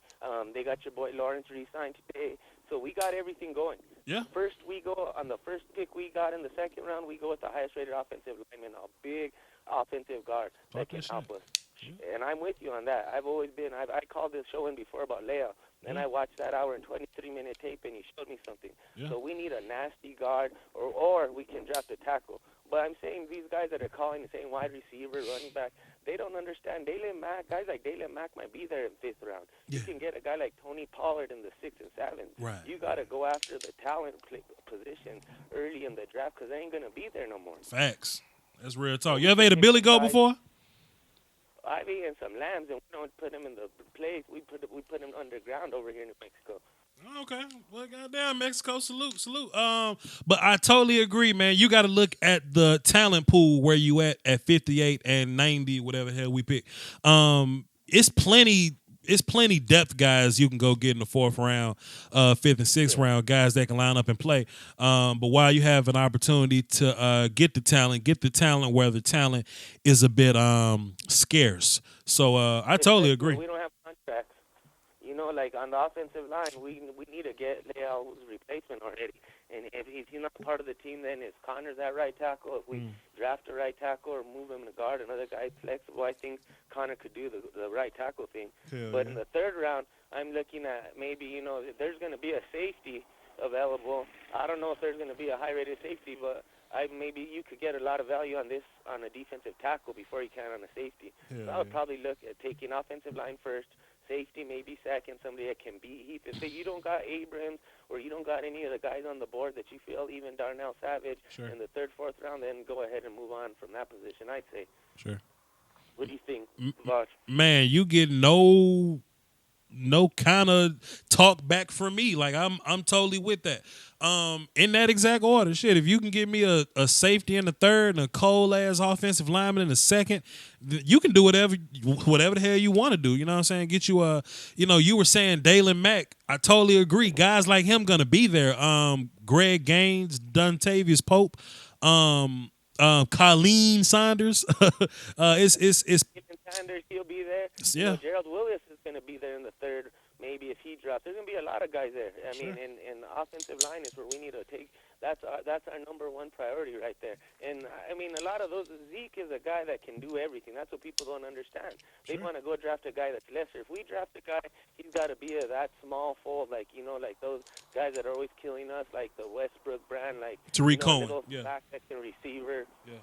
Kind of like, Devin Singletary with a little bit more speed. Yeah. Pollard would fit. I think he has some good value, too. I think he'll go late. Plus, he has receiving, kick returning. I think he'll be there. I totally agree with every damn thing you saying, man. Yeah, shit, yeah. That's because I listen to you, bro. You're the boss, Voch. That's one thing, bro. I watched you 3 years ago, Voch Lombardi. I thought you were an NFL Network guy. And then once I seen getting in that ass whoop sweat, oh, my God, you're a legend, dog. Damn. You're highly touted from this part of the world, bro. Como said he said. Well, I need to ask you a question, Voch. Wait. Como said he said legend en la español. Un gran jodón, el mero mafioso. Gracias, mi hermano. Go ahead. Hey, Earl Spence, bro. I got love for Dallas. I lived in Dallas. My brother still lives in Dallas. Mm-hmm. Earl Spence is the pound-for-pound true filling of Jake Dome, 47,000, bro. I heard before that you used to do some boxing stuff. I would love to see what you could do with some boxing. PBC, there's a bunch of fighters from Texas, bro. We'll talk about it. Boxing and mixed martial arts, man. I kind of have a boxing mixed martial arts interest, man. That's what I saw. Yeah, we'll see, man. Well, I'll keep in tune and track on you, and I'll give you a shout out now. All right, appreciate you, man. Salute. All right. I asked that boy in Spanish, man. Como se dice legend en la español? You know what I'm saying? Shit, but man, they be talking Spanish so fast, dog. I can't be, man. They be speaking that shit. They be running through that Spanish, boy. I can't be keeping up and y'all running through that Spanish like that. Pat, what's good, man? Hey, man. I listening to your show. Sure. I had a couple questions for you. What's happening? So, with as nasty as our defensive line is now, sure, and as nasty as our linebackers are, and another year with Chris Richard with our secondary, I'm so looking forward to see Xavier Woods this year. Sure, I really think he's just going to absolutely break out and really just make our defense, our secondary, be what we've always wanted it to be because I mean, we jumped up and drafted that bum cornerback out of LSU. I don't even want to say his name. He makes me so mad. Damn. And now what is he like? Isn't he applying for food stamps right now? I mean, he didn't even have a job right now. Damn. But I really think Xavier Woods is just, man, I got a feeling with as much as he's got in front of him, I just think he's going to really break out this year. I was always saying no matter what safety we get, Xavier doesn't come off the field. He just moves to the other safety. I think that highly of him. You know what I mean? And I really like him. So yeah. So I think what we really like about Xavier is that, the questions that we had about him is, can he get better as a tackler, and can he start to hit a little bit? He kind of worked on that, and he did it. In 2018, he tackled a little better, and he started hitting a little harder. So I think he's just going to continue to grow or whatever, and we'll see. I'm not necessarily ready to – see, I'm not ready to get rid of both our safeties, man. Like, I don't really have a problem with Jeff Heath, and I don't have a problem with Xavier Woods. And if we can clearly upgrade him, then let's do it. I'm not trying to bring in some guy just as good just to get rid of him just for the sake of getting rid of him. You know what I mean? No. I want Jeff Heath and Kayvon Frazier as my backups, and I want a stud box safety to go along with Xavier Woods. But hey. So, and I got to say again, I think that with what our secondary is going to have in front of them, I think our secondary is just going to, I think it's scary. I feel you, Carl Lewis. Yeah. What? Yeah. Hey, now tell me this. Do you think Jason Garrett's going to have a mental breakdown with all the pressure that he's going to have with as badass as our defensive is and our offense with the potential that both of them have to just really be top 10 in both departments there, both offense and defense, or possibly even top 5 of both. We got a lobster at running back. We got a lobster on an offensive line. We got lobsters on the wide receivers. We got lobsters on defensive line, linebacker. I just worry that he's going to have a mental breakdown. He ain't going to be able to handle it with all the pressure.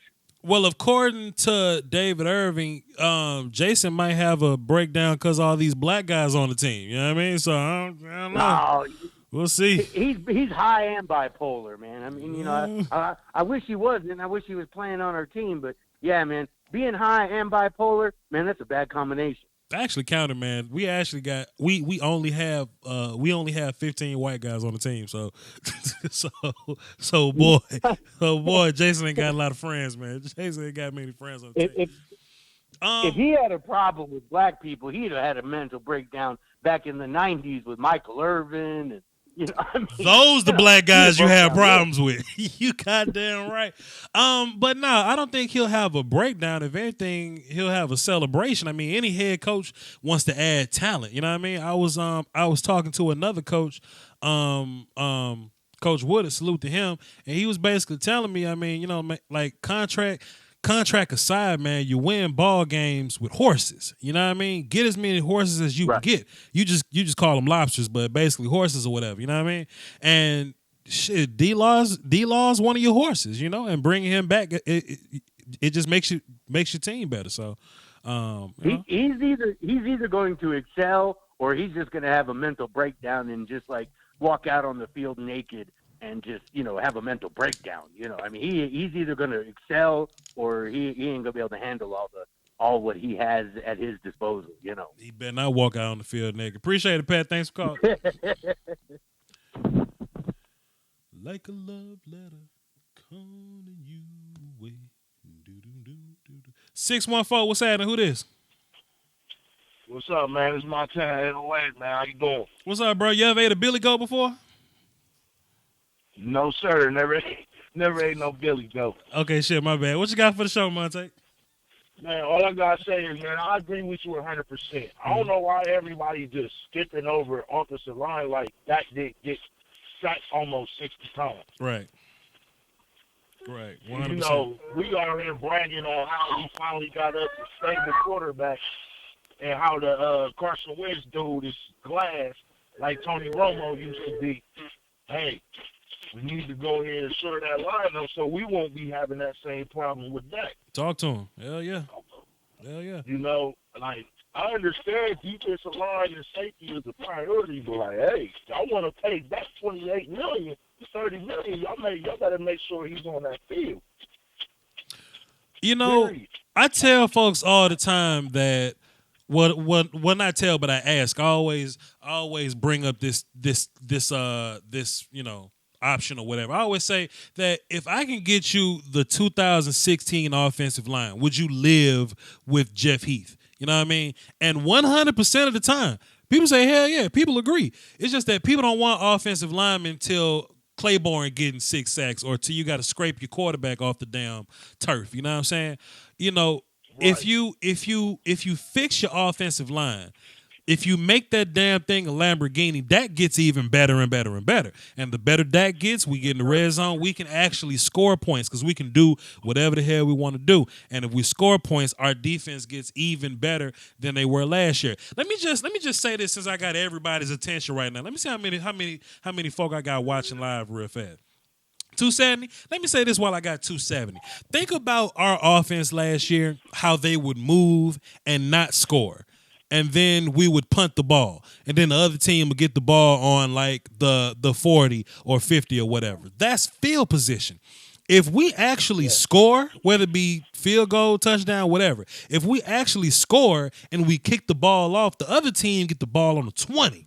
You know what I'm saying? That's making our defense even better. That's field position game. Then if we can stop them, they punt us the ball. We get better field position. We get the ball at the 50. Then we score again. Then we put them back on the 20. Think about how good our defense was to where they were able to keep people away from points, and the other team will get the ball on the 40 and 50 every time.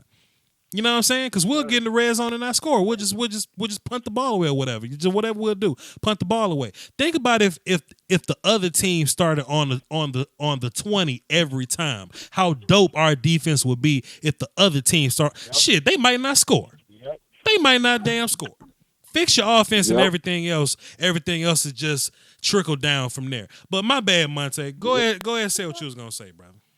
All right, now my one thing, everybody keep talking about running backs. Mm-hmm. Okay, now if we do go in the draft and get a spell back, would it be wrong for us to get a back that is similar to Zeke Elliott?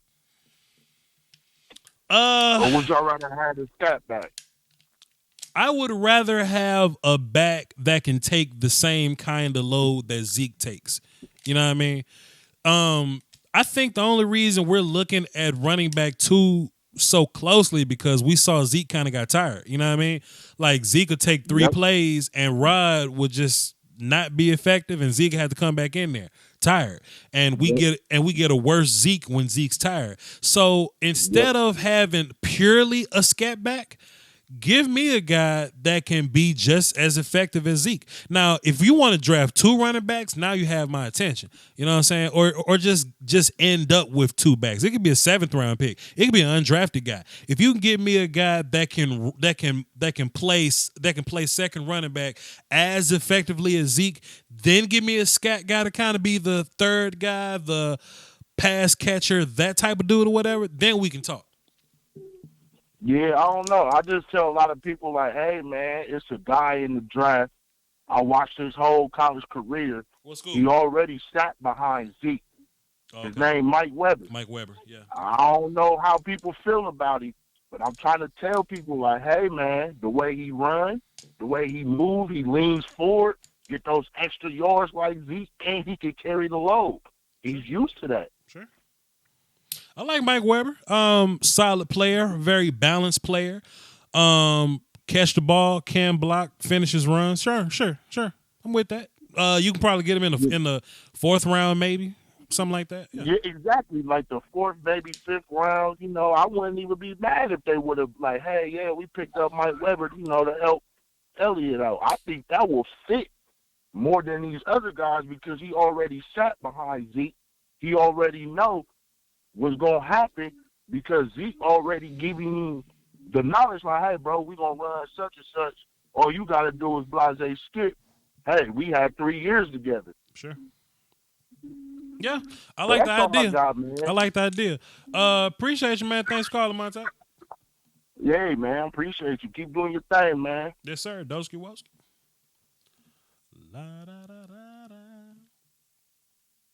We have a very celebratory Cowboy day today, a celebratory Cowboy Friday. Roy Pickett say 5 years, $65 million guaranteed. Is that true? Is that the number? What's up, sis? Tanisha Mahomes dropped a dime in my PayPal. She said for the Dallas Cowboy talk. Salute. That is Tanisha Mahomes. That's Pat Mahomes' auntie. Somebody called in talking shit about Pat. She called in talking shit about them. Y'all go find that video. It's top tier stuff, man. Top tier stuff. Let's get back into the phones, though. 618, what's happening? Who this? Hey, this is Kylie. Hey, Lombardi. What's going on? Doski Woski, my friend. What you got for the show? Oh, man, I just know that next, they talked about Cowboys, but the next couple of days, you're going to talk about, the cap space and stuff with the Cowboys, about we don't have any money left. We have like $12 million this year, and they're not going to talk about next year, but they don't talk about how much we've been saving money on Dak's contract. They say, we took advantage of his cheap contract, but we did because we don't restructure Tyron Smith, Frederick, Martin. We didn't restructure them. We just ate that guaranteed money up front, and so we can restructure them later. So we actually have a lot of money. We have like $120 million next year. We have a lot of money. So when they say, you can't sign Dak and Zeke and Cooper and Byron, we probably won't sign Byron anyways. But we have quite a bit of space to sign guys and to keep restructuring forward. But we haven't restructured crap in years and years. So that fear mongering that's coming is not true. We have cap space.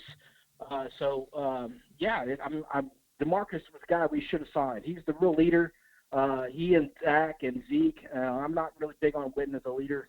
He just wouldn't give up snaps to tight ends and stuff, and just really screw over tight end development. But I agree with you about Gregory. He is a beast on the right defensive end. I hope he comes back on the field. And also, man, what the hell about Jordan Lewis? That guy needs to be on the field in the nickel. He needs to be the slot corner. He's a beast, and I like Brown, but I think we're going to probably sign a corner. And Byron's probably going to walk next year. But, Marcus is a huge signing. We need him big time. And with him and Quinn on the corners, it's just going to be – we're going to be a devastating D-line. So, I'm happy about the show, and I'm happy about the signing. Totally agree, man. You ever ate a Billy Goat before? Oh, man. Oh, no. I just knew you had. Okay, well, all right, then, cool. I appreciate it, man. All right. Thanks, man. Thanks for the call, brother. Oh man, thank you so much for the call, man. I appreciate all my callers, man. Just letting y'all know, man. We trying to get this round table in order, man. Just everybody's so busy, man. I'm gonna hit up brother Law Nation, brother Okoye, brother Fuster King. Fuster be busy as hell, but we gonna try to get a round table together for y'all because it's been a while. It's been a while, and we're definitely gonna get it done. But give us time, please. 520. What's happening? Who this? Hey, what's going on, bro? This is Tyler. Tyler? What up, Tyler? What you got for the show? Yeah. What's up, man? I got two topics. I know you never ate a billy goat before, right, Tyler? Well, I'm actually Greek, so we had a goat every Easter. Not a billy goat. All right, Tyler. Okay, cool. Okay, cool. My bad. Go ahead, Tyler. Go ahead. What you got for the show? It's all good. So going to our offensive line, I noticed how Collins was struggling on the right tackle. Yes, sir. I don't know if anybody remembers him playing left guard and what a beast he was and how he was able to pull around and swing and just blow out the line. I just kind of feel like we should put Williams at right tackle and put Collins back at left guard because even Williams was struggling at left guard. That's what we all say, man. But there's a reason why Collins isn't playing left guard. Now, if Leal plays left guard, then you can probably talk me into waiting another season. But I just don't think he wants to play left guard. And if he's not going to play left guard, I'm trying to draft the left guard and getting him up out of here. Right, and this is going to be Collins' last year on his contract, right? Yes, sir. $9 million he's making. Okay, that's going to be it. All right, and then also about our running backs. So Darius Jackson, is he still on the practice squad? We still got Darius. He was activated towards the end of the season last year, but I still think he's practice squad eligible. Could be wrong on that. But I don't know. But he's around though. And yeah, he's he can catch the ball. He's fast. He's quick. And then we got rid of Scarborough. He went to Seattle. Yes, sir. So it's like we pick these guys up. We try to make things work on them. But what about just picking up a free agent running back? Now I'm gonna give you this name, and it's gonna be out there. But imagine just having Ezekiel Elliott and Marshawn Lynch. But Marshawn Lynch, he's gonna want a lot of money. Not a lot of money, but probably would put us out. Boy, you a dreamer. Boy, you a dreamer. Yeah, I know. Yeah. I mean, if it fits, I don't hate it. But boy, you dreaming right now. I think this team would rather stay young at running back. Or just young in general. Lynch is an older gentleman or whatever. But I feel what you're saying though. But yeah, probably not. Just need someone like that C.J. Anderson when he filled in with the Rams. He was just pounding the ball. C.J. Anderson like 340 pounds, dog. Like yeah, he's a big boy. That's the biggest jersey I've ever seen in my life. But whatever. I agree, bro. Whatever. That's it. You good?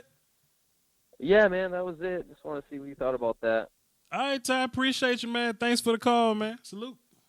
All right, go Cowboys. Yeah. Oh man, how long I've been doing this? Hour 50, easy. ESPN Radio, I can talk all day. Easy peasy, lemon squeezy. Sign the check. Drop the bag. ESPN Radio. But I got a feeling y'all gonna fire me over controversial shit that I say on Twitter. So let me get back to this. We got two 817s. 817-680. Who is this? Hey, this is Jay, man. Where you from, Jay? Shit, I'm from Fort Worth. So 817 is Texas. All right, cool. What you got for the show, Jay? Hey man, I just got the news. I just tuned in, man, to the news. I just found out just probably about 15 minutes ago about the whole maybe the $65 million guarantee with Demarcus Lawrence. So I just want to give shoot at my man that they got everything together, man. Which is you, man, Voch, man. You got everything. You know what I'm saying? Well, so if it's official. Well, if it's official, $65 million is a pretty damn good deal for us. That's like 3 years. Guaranteed. That's about guaranteed. So that's like 3 years guaranteed. So we got D-Law, but we're like concerned about his injury and things like that. So he's 26 now. If it's about 29, right before he's 30, which is brilliant, Cowboy front office. If he turns 30 and he gets broke down and he got 2 more years left on his contract, then we can cut him and not have to worry about it. So fantastic move from the front office. He gets a lot of guaranteed money, and we pay him just enough to where if he gets too old, if he gets too hurt, we can just get rid of him. So not bad. So just a quick question before I get into it. You know what I'm saying? Because I want to hit on something, but I want to ask this quick question because not a lot of people know about the numbers. Okay. I just want to see how would that hurt us as far as the next 2 years. Where would that put us in the next 2 years? So we'll save about $8 million this year. So that's dope. Then he'll be on task for his 21. So I tell you what's gonna happen, man. Some young new pass rusher like Myles Garrett gonna want way more than 21 per year. Myles Garrett gonna want like 29 or whatever the number is. You know what I'm saying? So shit, in 3 years, you say 2 or 3 years, we got D-Law for 21 a year, and Myles get 30. We straight. But I'm talking about how would that affect us in the next age? Because whenever you sign a contract, you need to worry about the first 2 years to see where your other players fit in, and that's where I'm trying to see where would that fit in. Because we got to sign Zeke, that's for sure. Okay, that's what you're saying. Got to sign Dak. Okay, so the first 2 years are very crucial. So, like I said, we're gonna save money on him, this first year, but he's not really gonna put any damage on signing other players. Like, I think D-Law's money's good, Coop's money's good, and Dak's money's good. Now, when we start talking Zeke and Byron, that's when shit's kind of gonna get a little weird for us. You know what I mean? So But Zeke is up in the next 2 years. He's up. Zeke would like to get paid early. That's the difference. Zeke wants to get paid early. In reality, Zeke got a couple more years, 5th year option. Then we can do. But Zeke wants his money earlier. And in my opinion, we was talking about this earlier, and Michael Anthony Fitness kind of dissed about it. If Zeke is demanding money earlier and holding out prior to his 5th year option, then this draft the running back early conversation gets a little more interesting, in my opinion. Oh, okay. I see. Okay. You know what I'm saying? Yeah.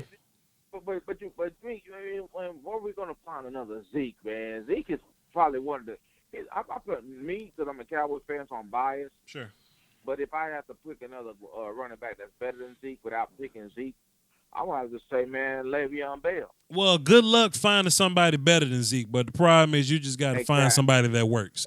You just got to find somebody that works, man. So build your offensive line and hope for the best. Yeah. And this is what I want to touch on. I'm gonna let you go, man. Whatever. This is the reason why I say that, man. And tell me what you think. The reason why, because before this deal even came around, I was like, we got to, I would rather get someone else. Cause we got the little signing, which was about a week ago, maybe a couple of days ago, with the Robert Quinn. I know he kind of fell off or whatever, but he's still young in his prime, so he can still build up. Everybody likes to play for the Stars. Sure. So, but that's another story. But anyways, I always felt like Demarcus Lawrence, what he wanted, I felt like, man, we can trade him, man, because if you think about it, now listen to me before you if you think about it, I'm not talking about trade him because we don't need him. No, I would love to keep DeMarcus. I'm just talking about for the money he wanted. That's the only reason. It was just the money he wanted, and I would rather keep Zeke because that's why I told you about the 2 years. Zeke gonna want his money, even though he's asking for it now. But he's gonna want his money, and I would rather keep Zeke than DeMarcus Lawrence. That's gonna hurt us. But this is the question. If you watch the games, which is the big game, and I understand you get double team and all that, DeMarcus Lawrence never showed up when it was time to show up. You go back and look at them games last year. He never showed up. It's like you can say he got double team, but man, Reggie White got double team. Okay, so he still made it. He still got it done. So peep this out. D-Law probably had one game where he wasn't fantastic. Okay, but I wouldn't. The Rams. I can name a few games. He did just fine versus Saints. The problem is when we look at edge players, we equate their wealth with sacks. Sure, D-Law didn't get as many sacks this year as he did last year, but D-Law's value versus the run is impeccable. Now he didn't get any sacks versus Jared Goff because Jared Goff didn't have to throw the ball. Jared Goff, they just ran they just ran it all day. So nobody really sacked Jared Goff, really. And they didn't run the D-Law side. They ran to the other side. They ran at Randy and Antoine. Randy, Antoine, and Van Der Esch. They didn't run to Tyrone and D-Law and Jalen side. So I can't co-sign you there. Plus, there have been plenty times in the past where D-Law has made sacks in big games and playoff games. So I can't co-sign that, buddy. Okay. I do because I'm like I said, man, I'm gonna let you go. Like I said, man, it's like some games, man, I may be looking at it different. It's like some games, man, I feel like, I know he's keeping things in the middle as far as the run, and he's good at that, even if he ain't getting sacks. But at the same time, man, I'm looking for that flash. And sometimes those big games, when I'm looking for him to do it, it seems like he don't come through. He flashed his ass off. I got you, fam, but he flashes pretty well. I can't co-sign that. Plus, there's been plenty times where D-Law was about to get a sack, but Randy took it from him. You know what I mean? True. So like D-Law got like 10 sacks last year, and there were 5 times where Randy got a sack and D-Law was right next to him. So D-Law would have had 15 sacks last year if Randy didn't exist. So, that's just me talking. Well, that's what's up, man. All right, Jay, appreciate you, man. I appreciate it, man. Appreciate that, man. Yeah, no doubt. Yeah.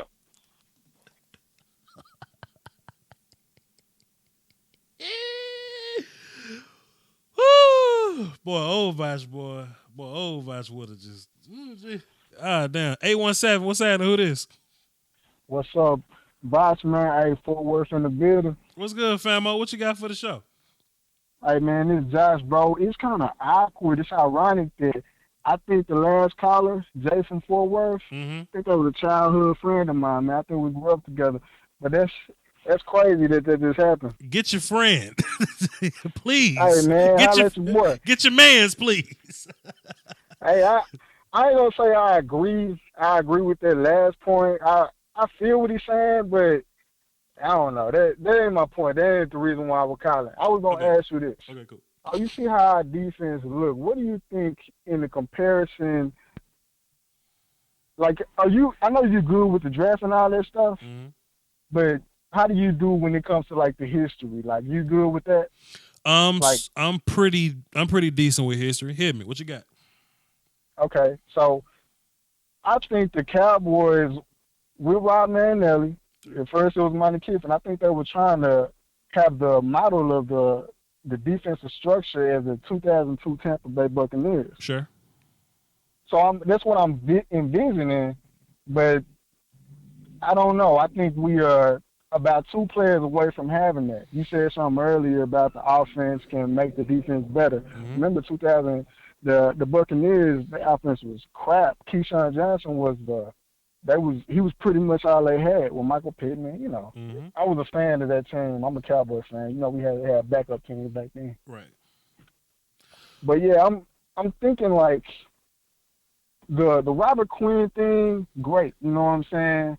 D-Law, great. He a run stopper too. Robert Quinn, he can run stop too. And you got Randy Gregory. I don't really see how that mixes with Robert Quinn and Randy Gregory. What do you think about that part, though? What's up with the Robert Quinn and Randy Gregory rotation?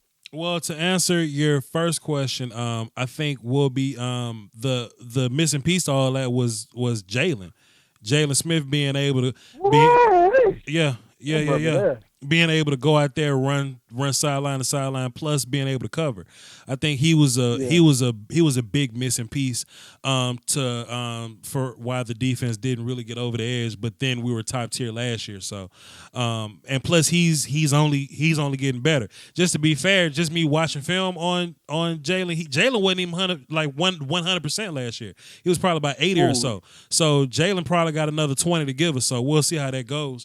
As far as the Robert and Randy rotation, I think on pass rush downs, it ain't close. I want Randy out there. You know what I mean? Now, if you want to put D-Law at 3 tech or something, then put Robert and Randy on the outside. You could probably work that move. Crawford at 1. But on base formations, it depends on which one of those guys can play against the run better, and that may be Robert Quinn. So, and that's not to say Robert's a gangster versus the run. He just might be a little better than Randy. But Robert may get the more first few experience. snaps. I can understand that. Sure. He will be more experienced against the run. I get that. Sure. So Robert might get the first few snaps. And then Randy will kind of come in and rotate. But I'm excited about Robert, though, about how Robert would work with our D-line, because Robert's best years, he always had a nasty D-line around him. And Miami didn't necessarily have a nasty D-line around him. He had some help on the other end. I mean, Wake was over there, but it was more so the guys closest to him. I think we got some guys that can really help get Quinn free. So I'm excited about the addition. I think I agree with you wholeheartedly on the Robert Quinn thing. When we made the trade for him, I know these are 2 different positions, but I compared it to like the Randy Moss trade the Patriots got. We really got him for nothing, and this dude's still 28, and I think he can still ball. Yeah. So I know he gonna take off here. With the 2002 Tampa Bay comparison that I'm saying, we did a great job off-season wise. We look across the board defensively. Defense got our butts kicked against the Rams. We had a conversation about that right after that game, and you schooled me with the X's and O's. Sure. But I think if we get a 3 or 1 technique, and if we get that John Lynch kind of safety, that's not Jeff Heath. I don't care what nobody says. I don't know what. I think we can do away with Jeff Heath since we got George Alota. How you say his last name? George Alota probably won't even start over Jeff Heath, and that's real talk. I mean, he's gonna replace what's our boy? 35. Kayvon Frazier. Kayvon Frazier. He's gonna replace him without a doubt. So we ain't got to worry about Kayvon taking bad angles. Sure. But we gonna have to get a better safety, and I know what you're saying. Focus on the line and protect Dak, and we can turn those drives with a punt to a touchdown to 3 points. I get that. It'll make the defense better. Mm-hmm. But I still want that safety or that 1 or that 3 technique. That Warren Sapp, we ain't got that. I get that. But if you put anybody ain't find in a that Warren, middle of that line. And you ain't find a Warren Sapp in the 3rd round either, brother. But I got you. You sure right. But if you put watch, bro, how much you weigh?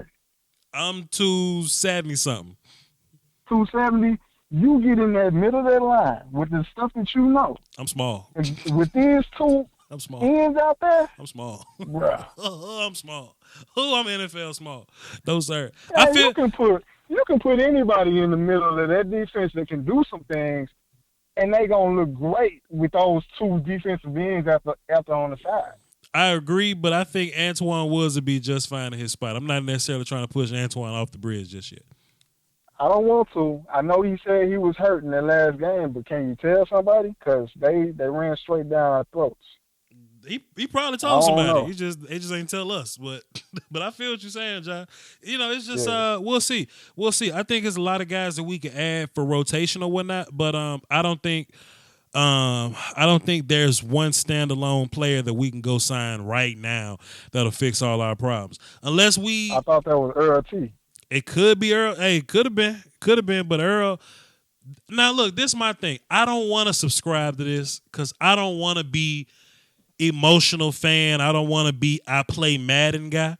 But and Demarcus Sue's still out there. And if you want to rent his ass for 1 year, if you want to rent his ass for 1 year, at first I was very much opposed to it because we got a lot of shit we got to do. We got a lot of guys that we got to pay. Goddamn, you signed a Demarcus Sue for 1 year and let him walk next year. That it looks pretty interesting right now. And I hate to be happy tears from that, bro. I hate to be emotional guy. I hate to be typical fan. I hate to be it looks like I play Madden dude. But Demarcus Sue for 1 year looks real interesting if we can get him for like $6 million. I think we can afford him. I think we still got enough under the cap. I I done lost track after this signing with D-Law, but I do think we can afford him, man. We just added $7 that million. brother- We just added $7 million signing D-Law. So I think the Jason Witten signing, the $3 million that he's gonna produce, I think that was. I ain't finna hate on bro, but you said it when he retired. It was a good thing because he's too slow and he ain't blocking like we thought he was. Sure. We'll see. But hey, man, we done had some good conversations, man. And I done heard you put people at Platinum College and all that stuff. Yeah. What's up with that? You in there What's too, up man. You in there too. I'm in there. You in there right now. All right. Josh, I got you right there. Dial up in that thing. There we go.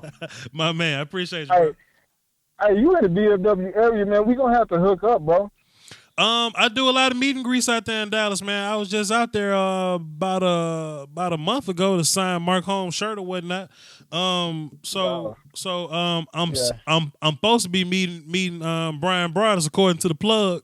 The plug say you're gonna put us in a room and let us talk. So if I'm in the area, I'll probably holler at y'all and see what's up. Hey, Brian Broaders is the GOAT. Like, that brother know exactly what he's talking about, and whoever he touches seems to sparkle too, man. So you in a good place. You messing with that, bro. I agree, man. I just want to be in the same room with him and prove my worth, and then we can run it. Hey, man, thanks for the call, brother. Salute. Hey, man, you too. I'ma holler at you. Yeah. I tell you what's something funny, man. I do a video on Riley really talking nice, and I do a video on Charles Omenihu talking bad. It's funny on DallasCowboys.com. They got a nice talking Riley really video and a bad talking Charles Omenihu video. So I know me and Brian on the same page, kind of, sort of. Listen, we got one more phone call. Then we're going to address super chats and chat box for like 10 minutes. Then we're gonna get up out of here. We've been here for a while. Y'all been sitting in chilling with me. You could have been anywhere in the world, but you're here with me. I appreciate you. 530. What's happening? Who this? Hello. 530. What's happening? Who this? Hey. What's this up? Is Paul. What's up, Paul? What you got for the show? What's going on, man? So the title on the video is Marcus Lawrence got his deal done. I've been listening, and I think it was a great deal. Sure. I like the way that they handled this year, and I'm more concerned about like the draft philosophy point of view on this here. Okay. Right? Like, where are the Cowboys going next? What is the next big move? And the only thing I could think of is securing the free safety spot. They did not bring in the dude from Seattle. I can't think of his name right now. Earl Thomas. Thank you. Mm-hmm. So they didn't bring in Earl Thomas. What do you think that they're going to fill? How do you think they're going to approach this now? Well, in terms of draft, if we're going to draft safeties, I only really want rangy guys. I don't really need another box safety. So if I were to draft a safety, it'll have to be Nazir Adderley from Delaware, in which I don't think he'll be there, or Deontay Thompson from Alabama. He's another rangy guy. He's about 6'1", can tackle, pretty physical, whatever, and can play with range. Now, if it's not those two guys, I'm not really in the business of drafting strong safeties. I think we got plenty of them. I think Jeff Heath. I think pretty high of Jeff Heath. Now, is he fantastic? No. Can he be replaced? Sure. But I'm not gonna draft anybody just to say I'm drafting a safety. I want somebody to be clearly better than Jeff Heath. Now, if it's my personal opinion, if you're asking me what I would preferably do, I want to shore up my offensive line. I want to score points in the red zone. I want Dak to be comfortable. I want Zeke's run holes to be ridiculous. And La'el Collins is not getting it done for me. He misses with his hands, and he doesn't want to he doesn't want to move to guard for whatever reason. I'm putting Connor Williams at right tackle, and I'm drafting a guard that could probably be there at 58. Elgin Jenkins from Mississippi State, Ross Pierschenbacher from Alabama, maybe Chris Lindstrom, my other son from Boston College. I'm trying to draft a guard to shore up my offensive line and make that thing a Lamborghini or a lobster or a billy goat. Hey, I like that. So I've been watching some tape on this OU guard. His name is Drew Samia. I think that's how you say it. Mm-hmm. Drew Samia. Yeah. I don't know if you There you go. I don't know if you've seen some of his tape. What do you think about him? He's solid, and what I really like about that whole offensive line going pro, everybody, Cody Ford, Bobby Evans, Drew Samia, Ben Powers, even the center. He's a freshman though, so he's not gonna be coming out this year. I like Drew more so as a rotational guy. My favorite guard of those two is Ben Powers. He's the left guard. He played next to Bobby Evans, and he was beating the shot of Charles Menahu. But I like Drew Samia more as a backup guy. So like if you had to get rid of Marcus, whoever the hell our backup guard guy Marcus is, or if you want to push Xavier Suafila off a bridge, then you could bring in Samia. But I want to draft like a starter, somebody that can come in day one, plug and play type of guy that can move around in different spots. Okay, I can definitely appreciate that. So you're looking for someone right off the bat, somebody right away. Yes, because there's some decent guys that are in different positions. The Ohio center, I don't remember his name. Is Michael Jordan. Michael Jordan is trash. He's trash. I wouldn't draft him. You really? I wouldn't touch him. Even in the fifth. I don't have room for soft players on my football team, especially not on my offensive line. Get Michael Jordan ass out of here and change his name from Michael Jordan.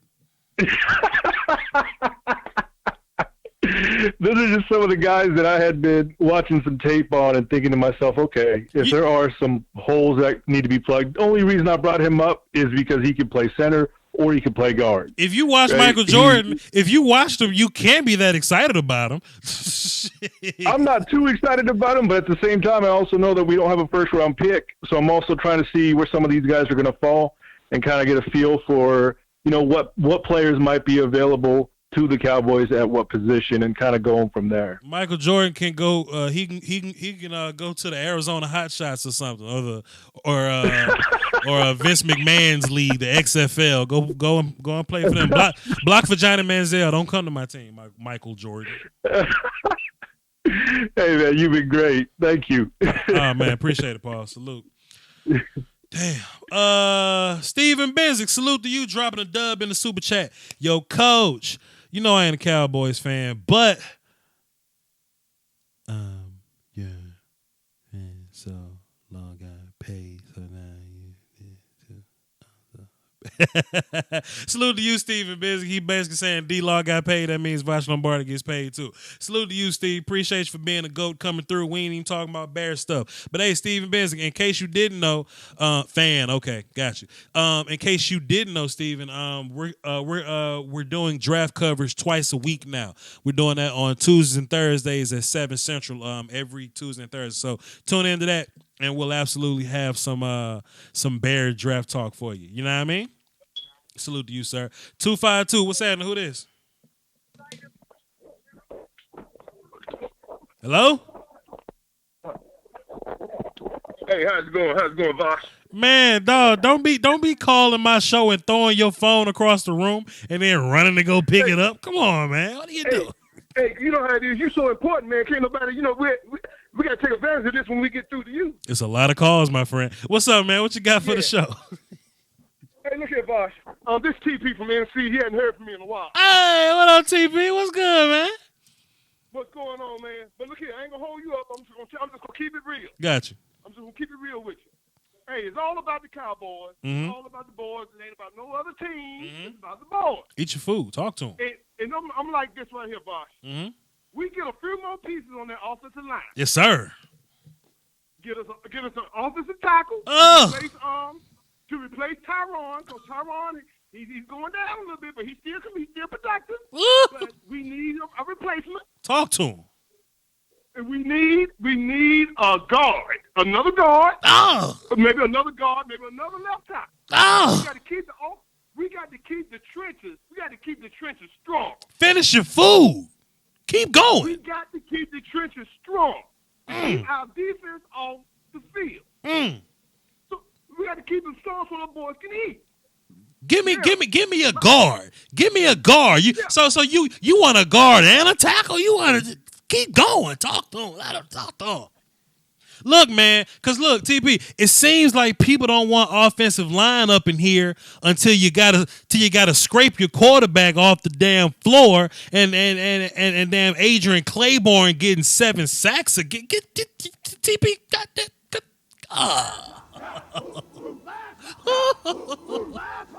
Talk to him, TP. Boy, TP done made the point. TP done dropped fire and hung up the phone. TP just look. TP dropped fire and threw the phone across the room. He took the battery out and just threw the phone across the room. Play it again.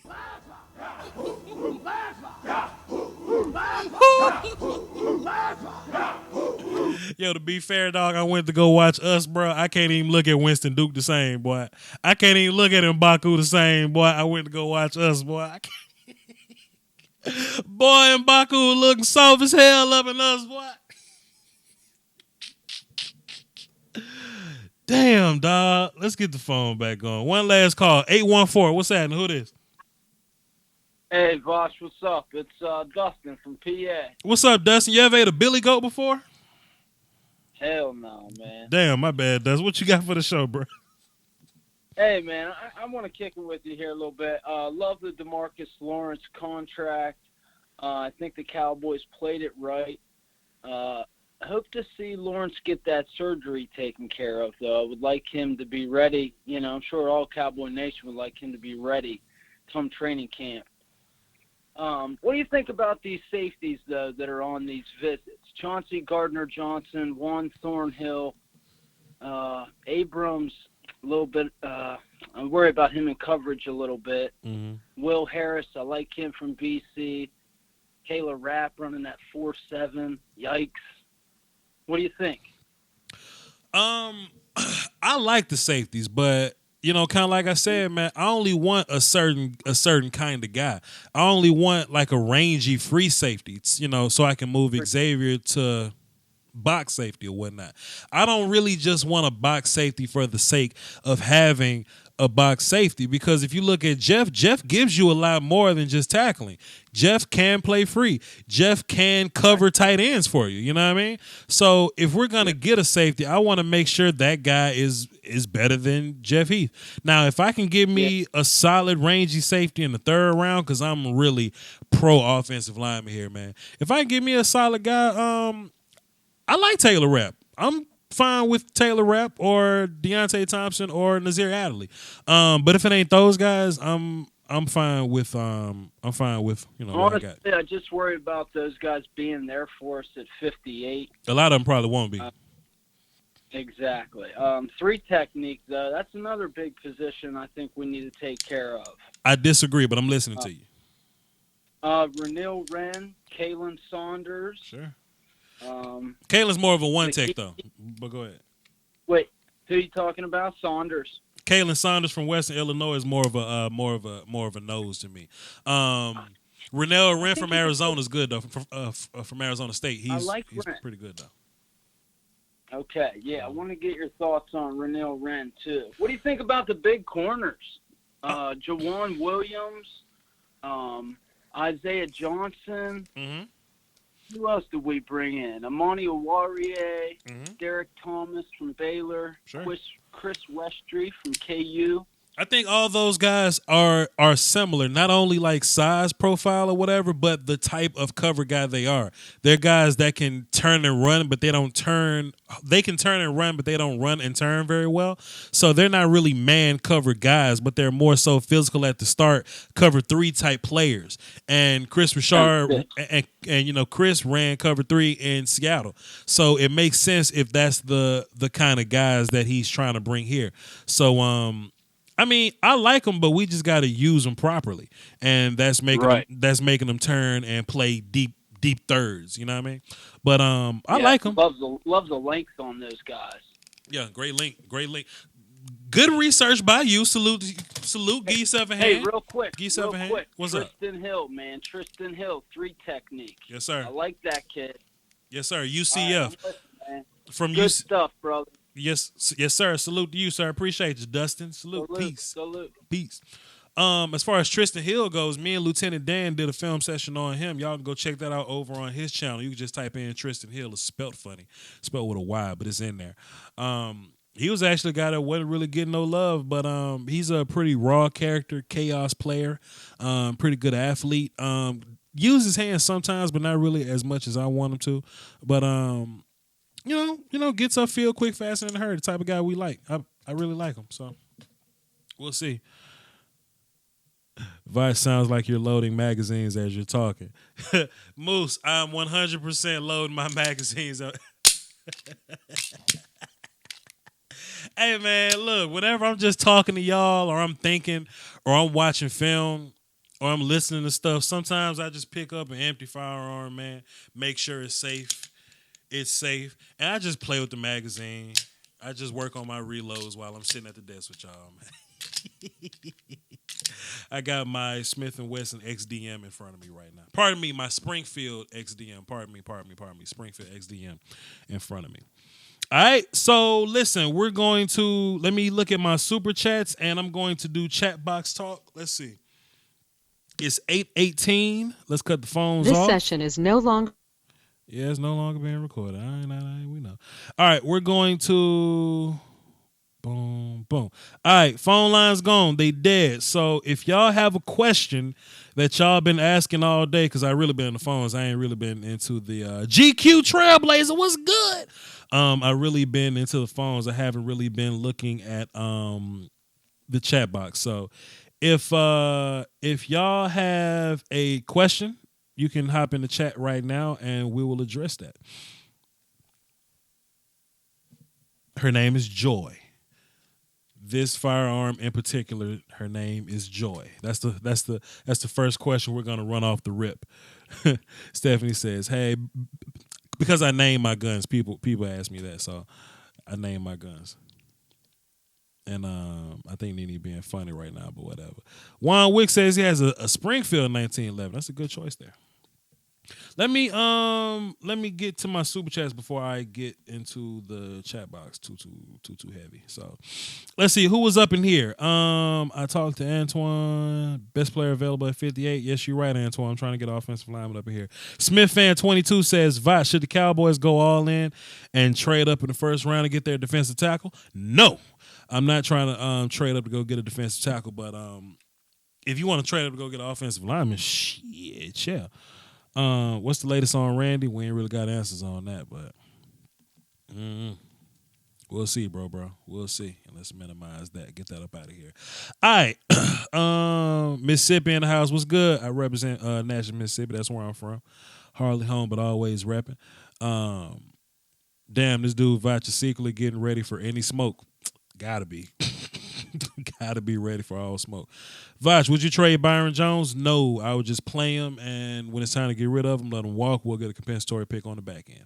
No need to trade Byron Jones. Stephen Benson said, I got you, fam. Anytime you know, I will be here. Also, here's some more bread for you. Salute Stephen Benson. He has a total of 30 in the super chat. Appreciate you, sir. Yes, Miss Stephanie, I'm back in Texas. My vacation was lovely. It was fantastic. Joey said, thanks for the 2 hours. Salute. We're gonna talk till 8:30, so that's about 9 more minutes. Let's see. What's good, chat box? Y'all finally get some attention. Give me your top D-line and O-line once. Let's keep it relative to our round pickage. If I had to make a pick, man, give me Elgin. And I've said this 9 times, but I'm gonna say it again. Elgin Jenkins from Mississippi State, man. Chris Lindstrom from Boston College. Those are my top 2 picks. If I had to go get an offensive lineman, if I had to get a guard today, give me one of those 2 guys. And Ross Pierschenbach from Alabama. If I had to make a third, as far as D line goes, shit, I think we good at D line. If you look at 3-tech, Tyrone Crawford and Malik Collins and Kerry Hyder, I think we pretty solid at 3-tech. Now, if you want to add somebody, you can do so, but I think we're good to go. I'm thinking about trading up for Chauncey Gardner-Johnson. You probably wouldn't have to trade up to get him. He'll probably fall to you, but we'll see. Let's talk about our schedule. I will when everything gets sorted out with that, like the order and the days and all that. Voch, who you pay between Cooper and Jones? Cooper. I think it's easier to find corners than it is to find a true number one receiver. And Amari Cooper's a rare route runner to me. So I'm holding on to him.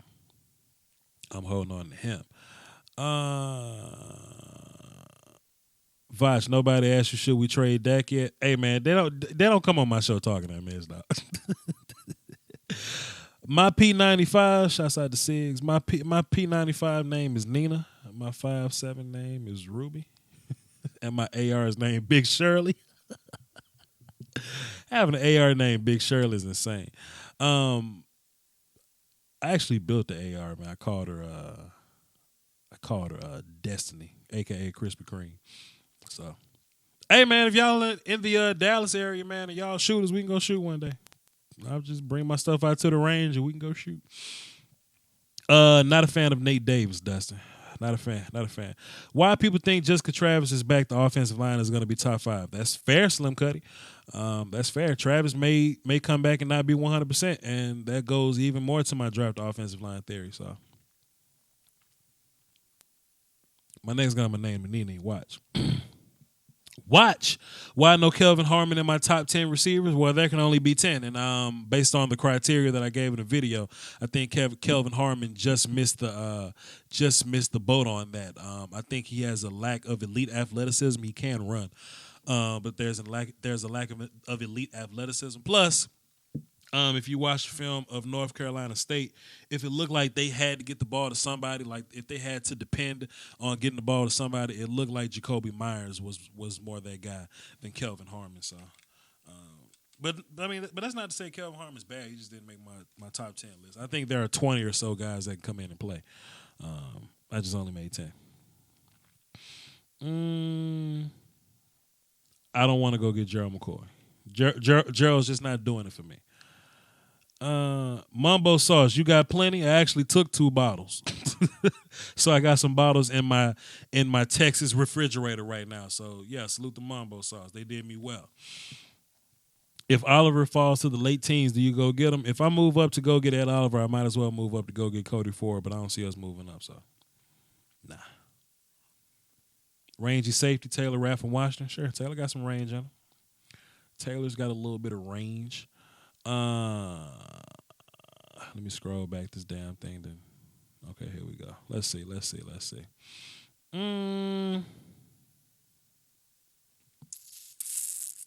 You don't consider Juan Hill a free safety? No, he's a converted cornerback. He converted cornerback to safety. He runs a 4.4 and has vertical jump similar to Byron Jones. Yeah, I don't consider Thornhill a free safety. I consider him a cover 2 strong safety, and we don't run a lot of cover 2.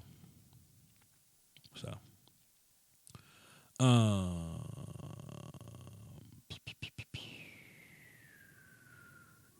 do you think Darnell Savage is a sleeper? Nah.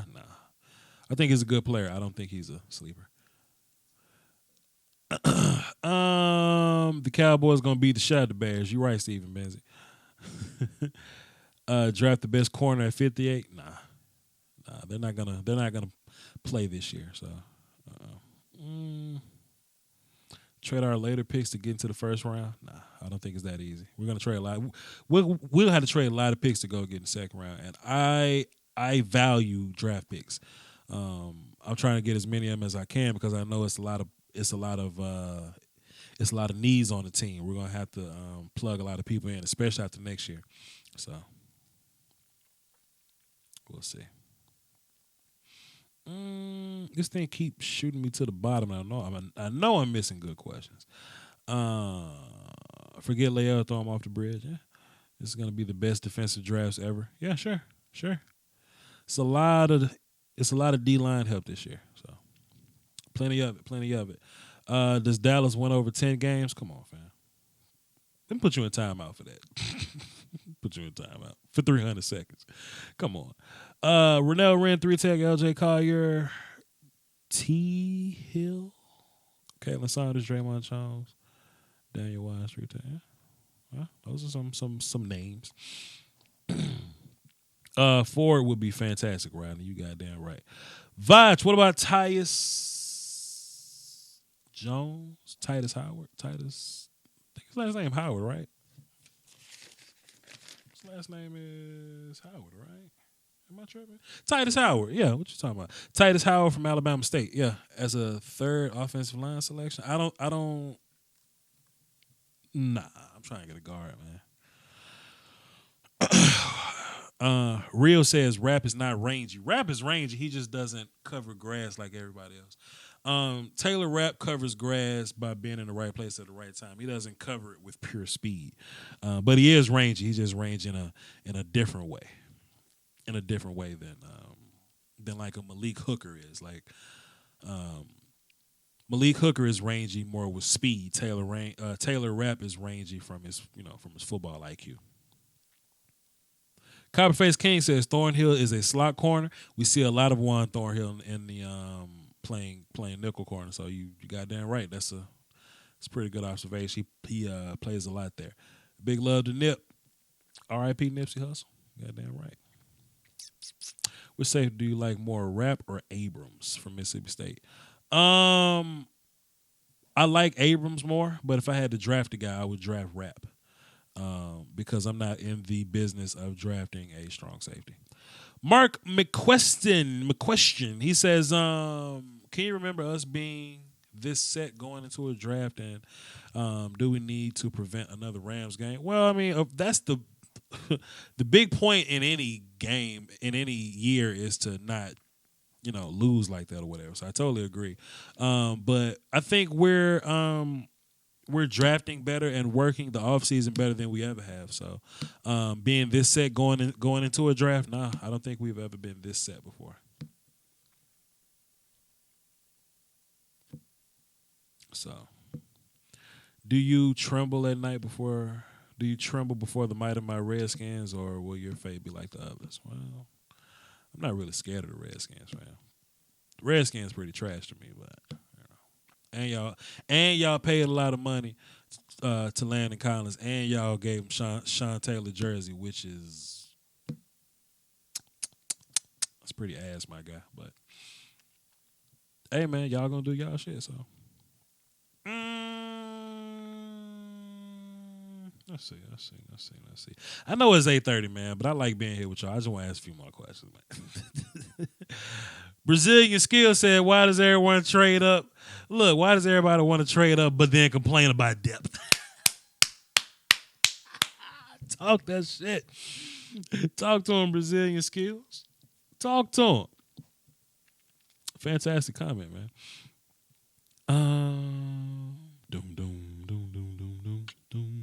Long Quinn. Let's see. Nini with the prayer hands. Voch, have you done a breakdown on Taco? I don't think Taco played enough for me to break him down, so not really. What a wasted pick Taco was. I think you're being impatient. I'm not really panicking about Taco, man. Sometimes it takes people longer than others. At least let him develop, man. Let him get to his fifth year before you push Taco off a bridge, man. Come on now.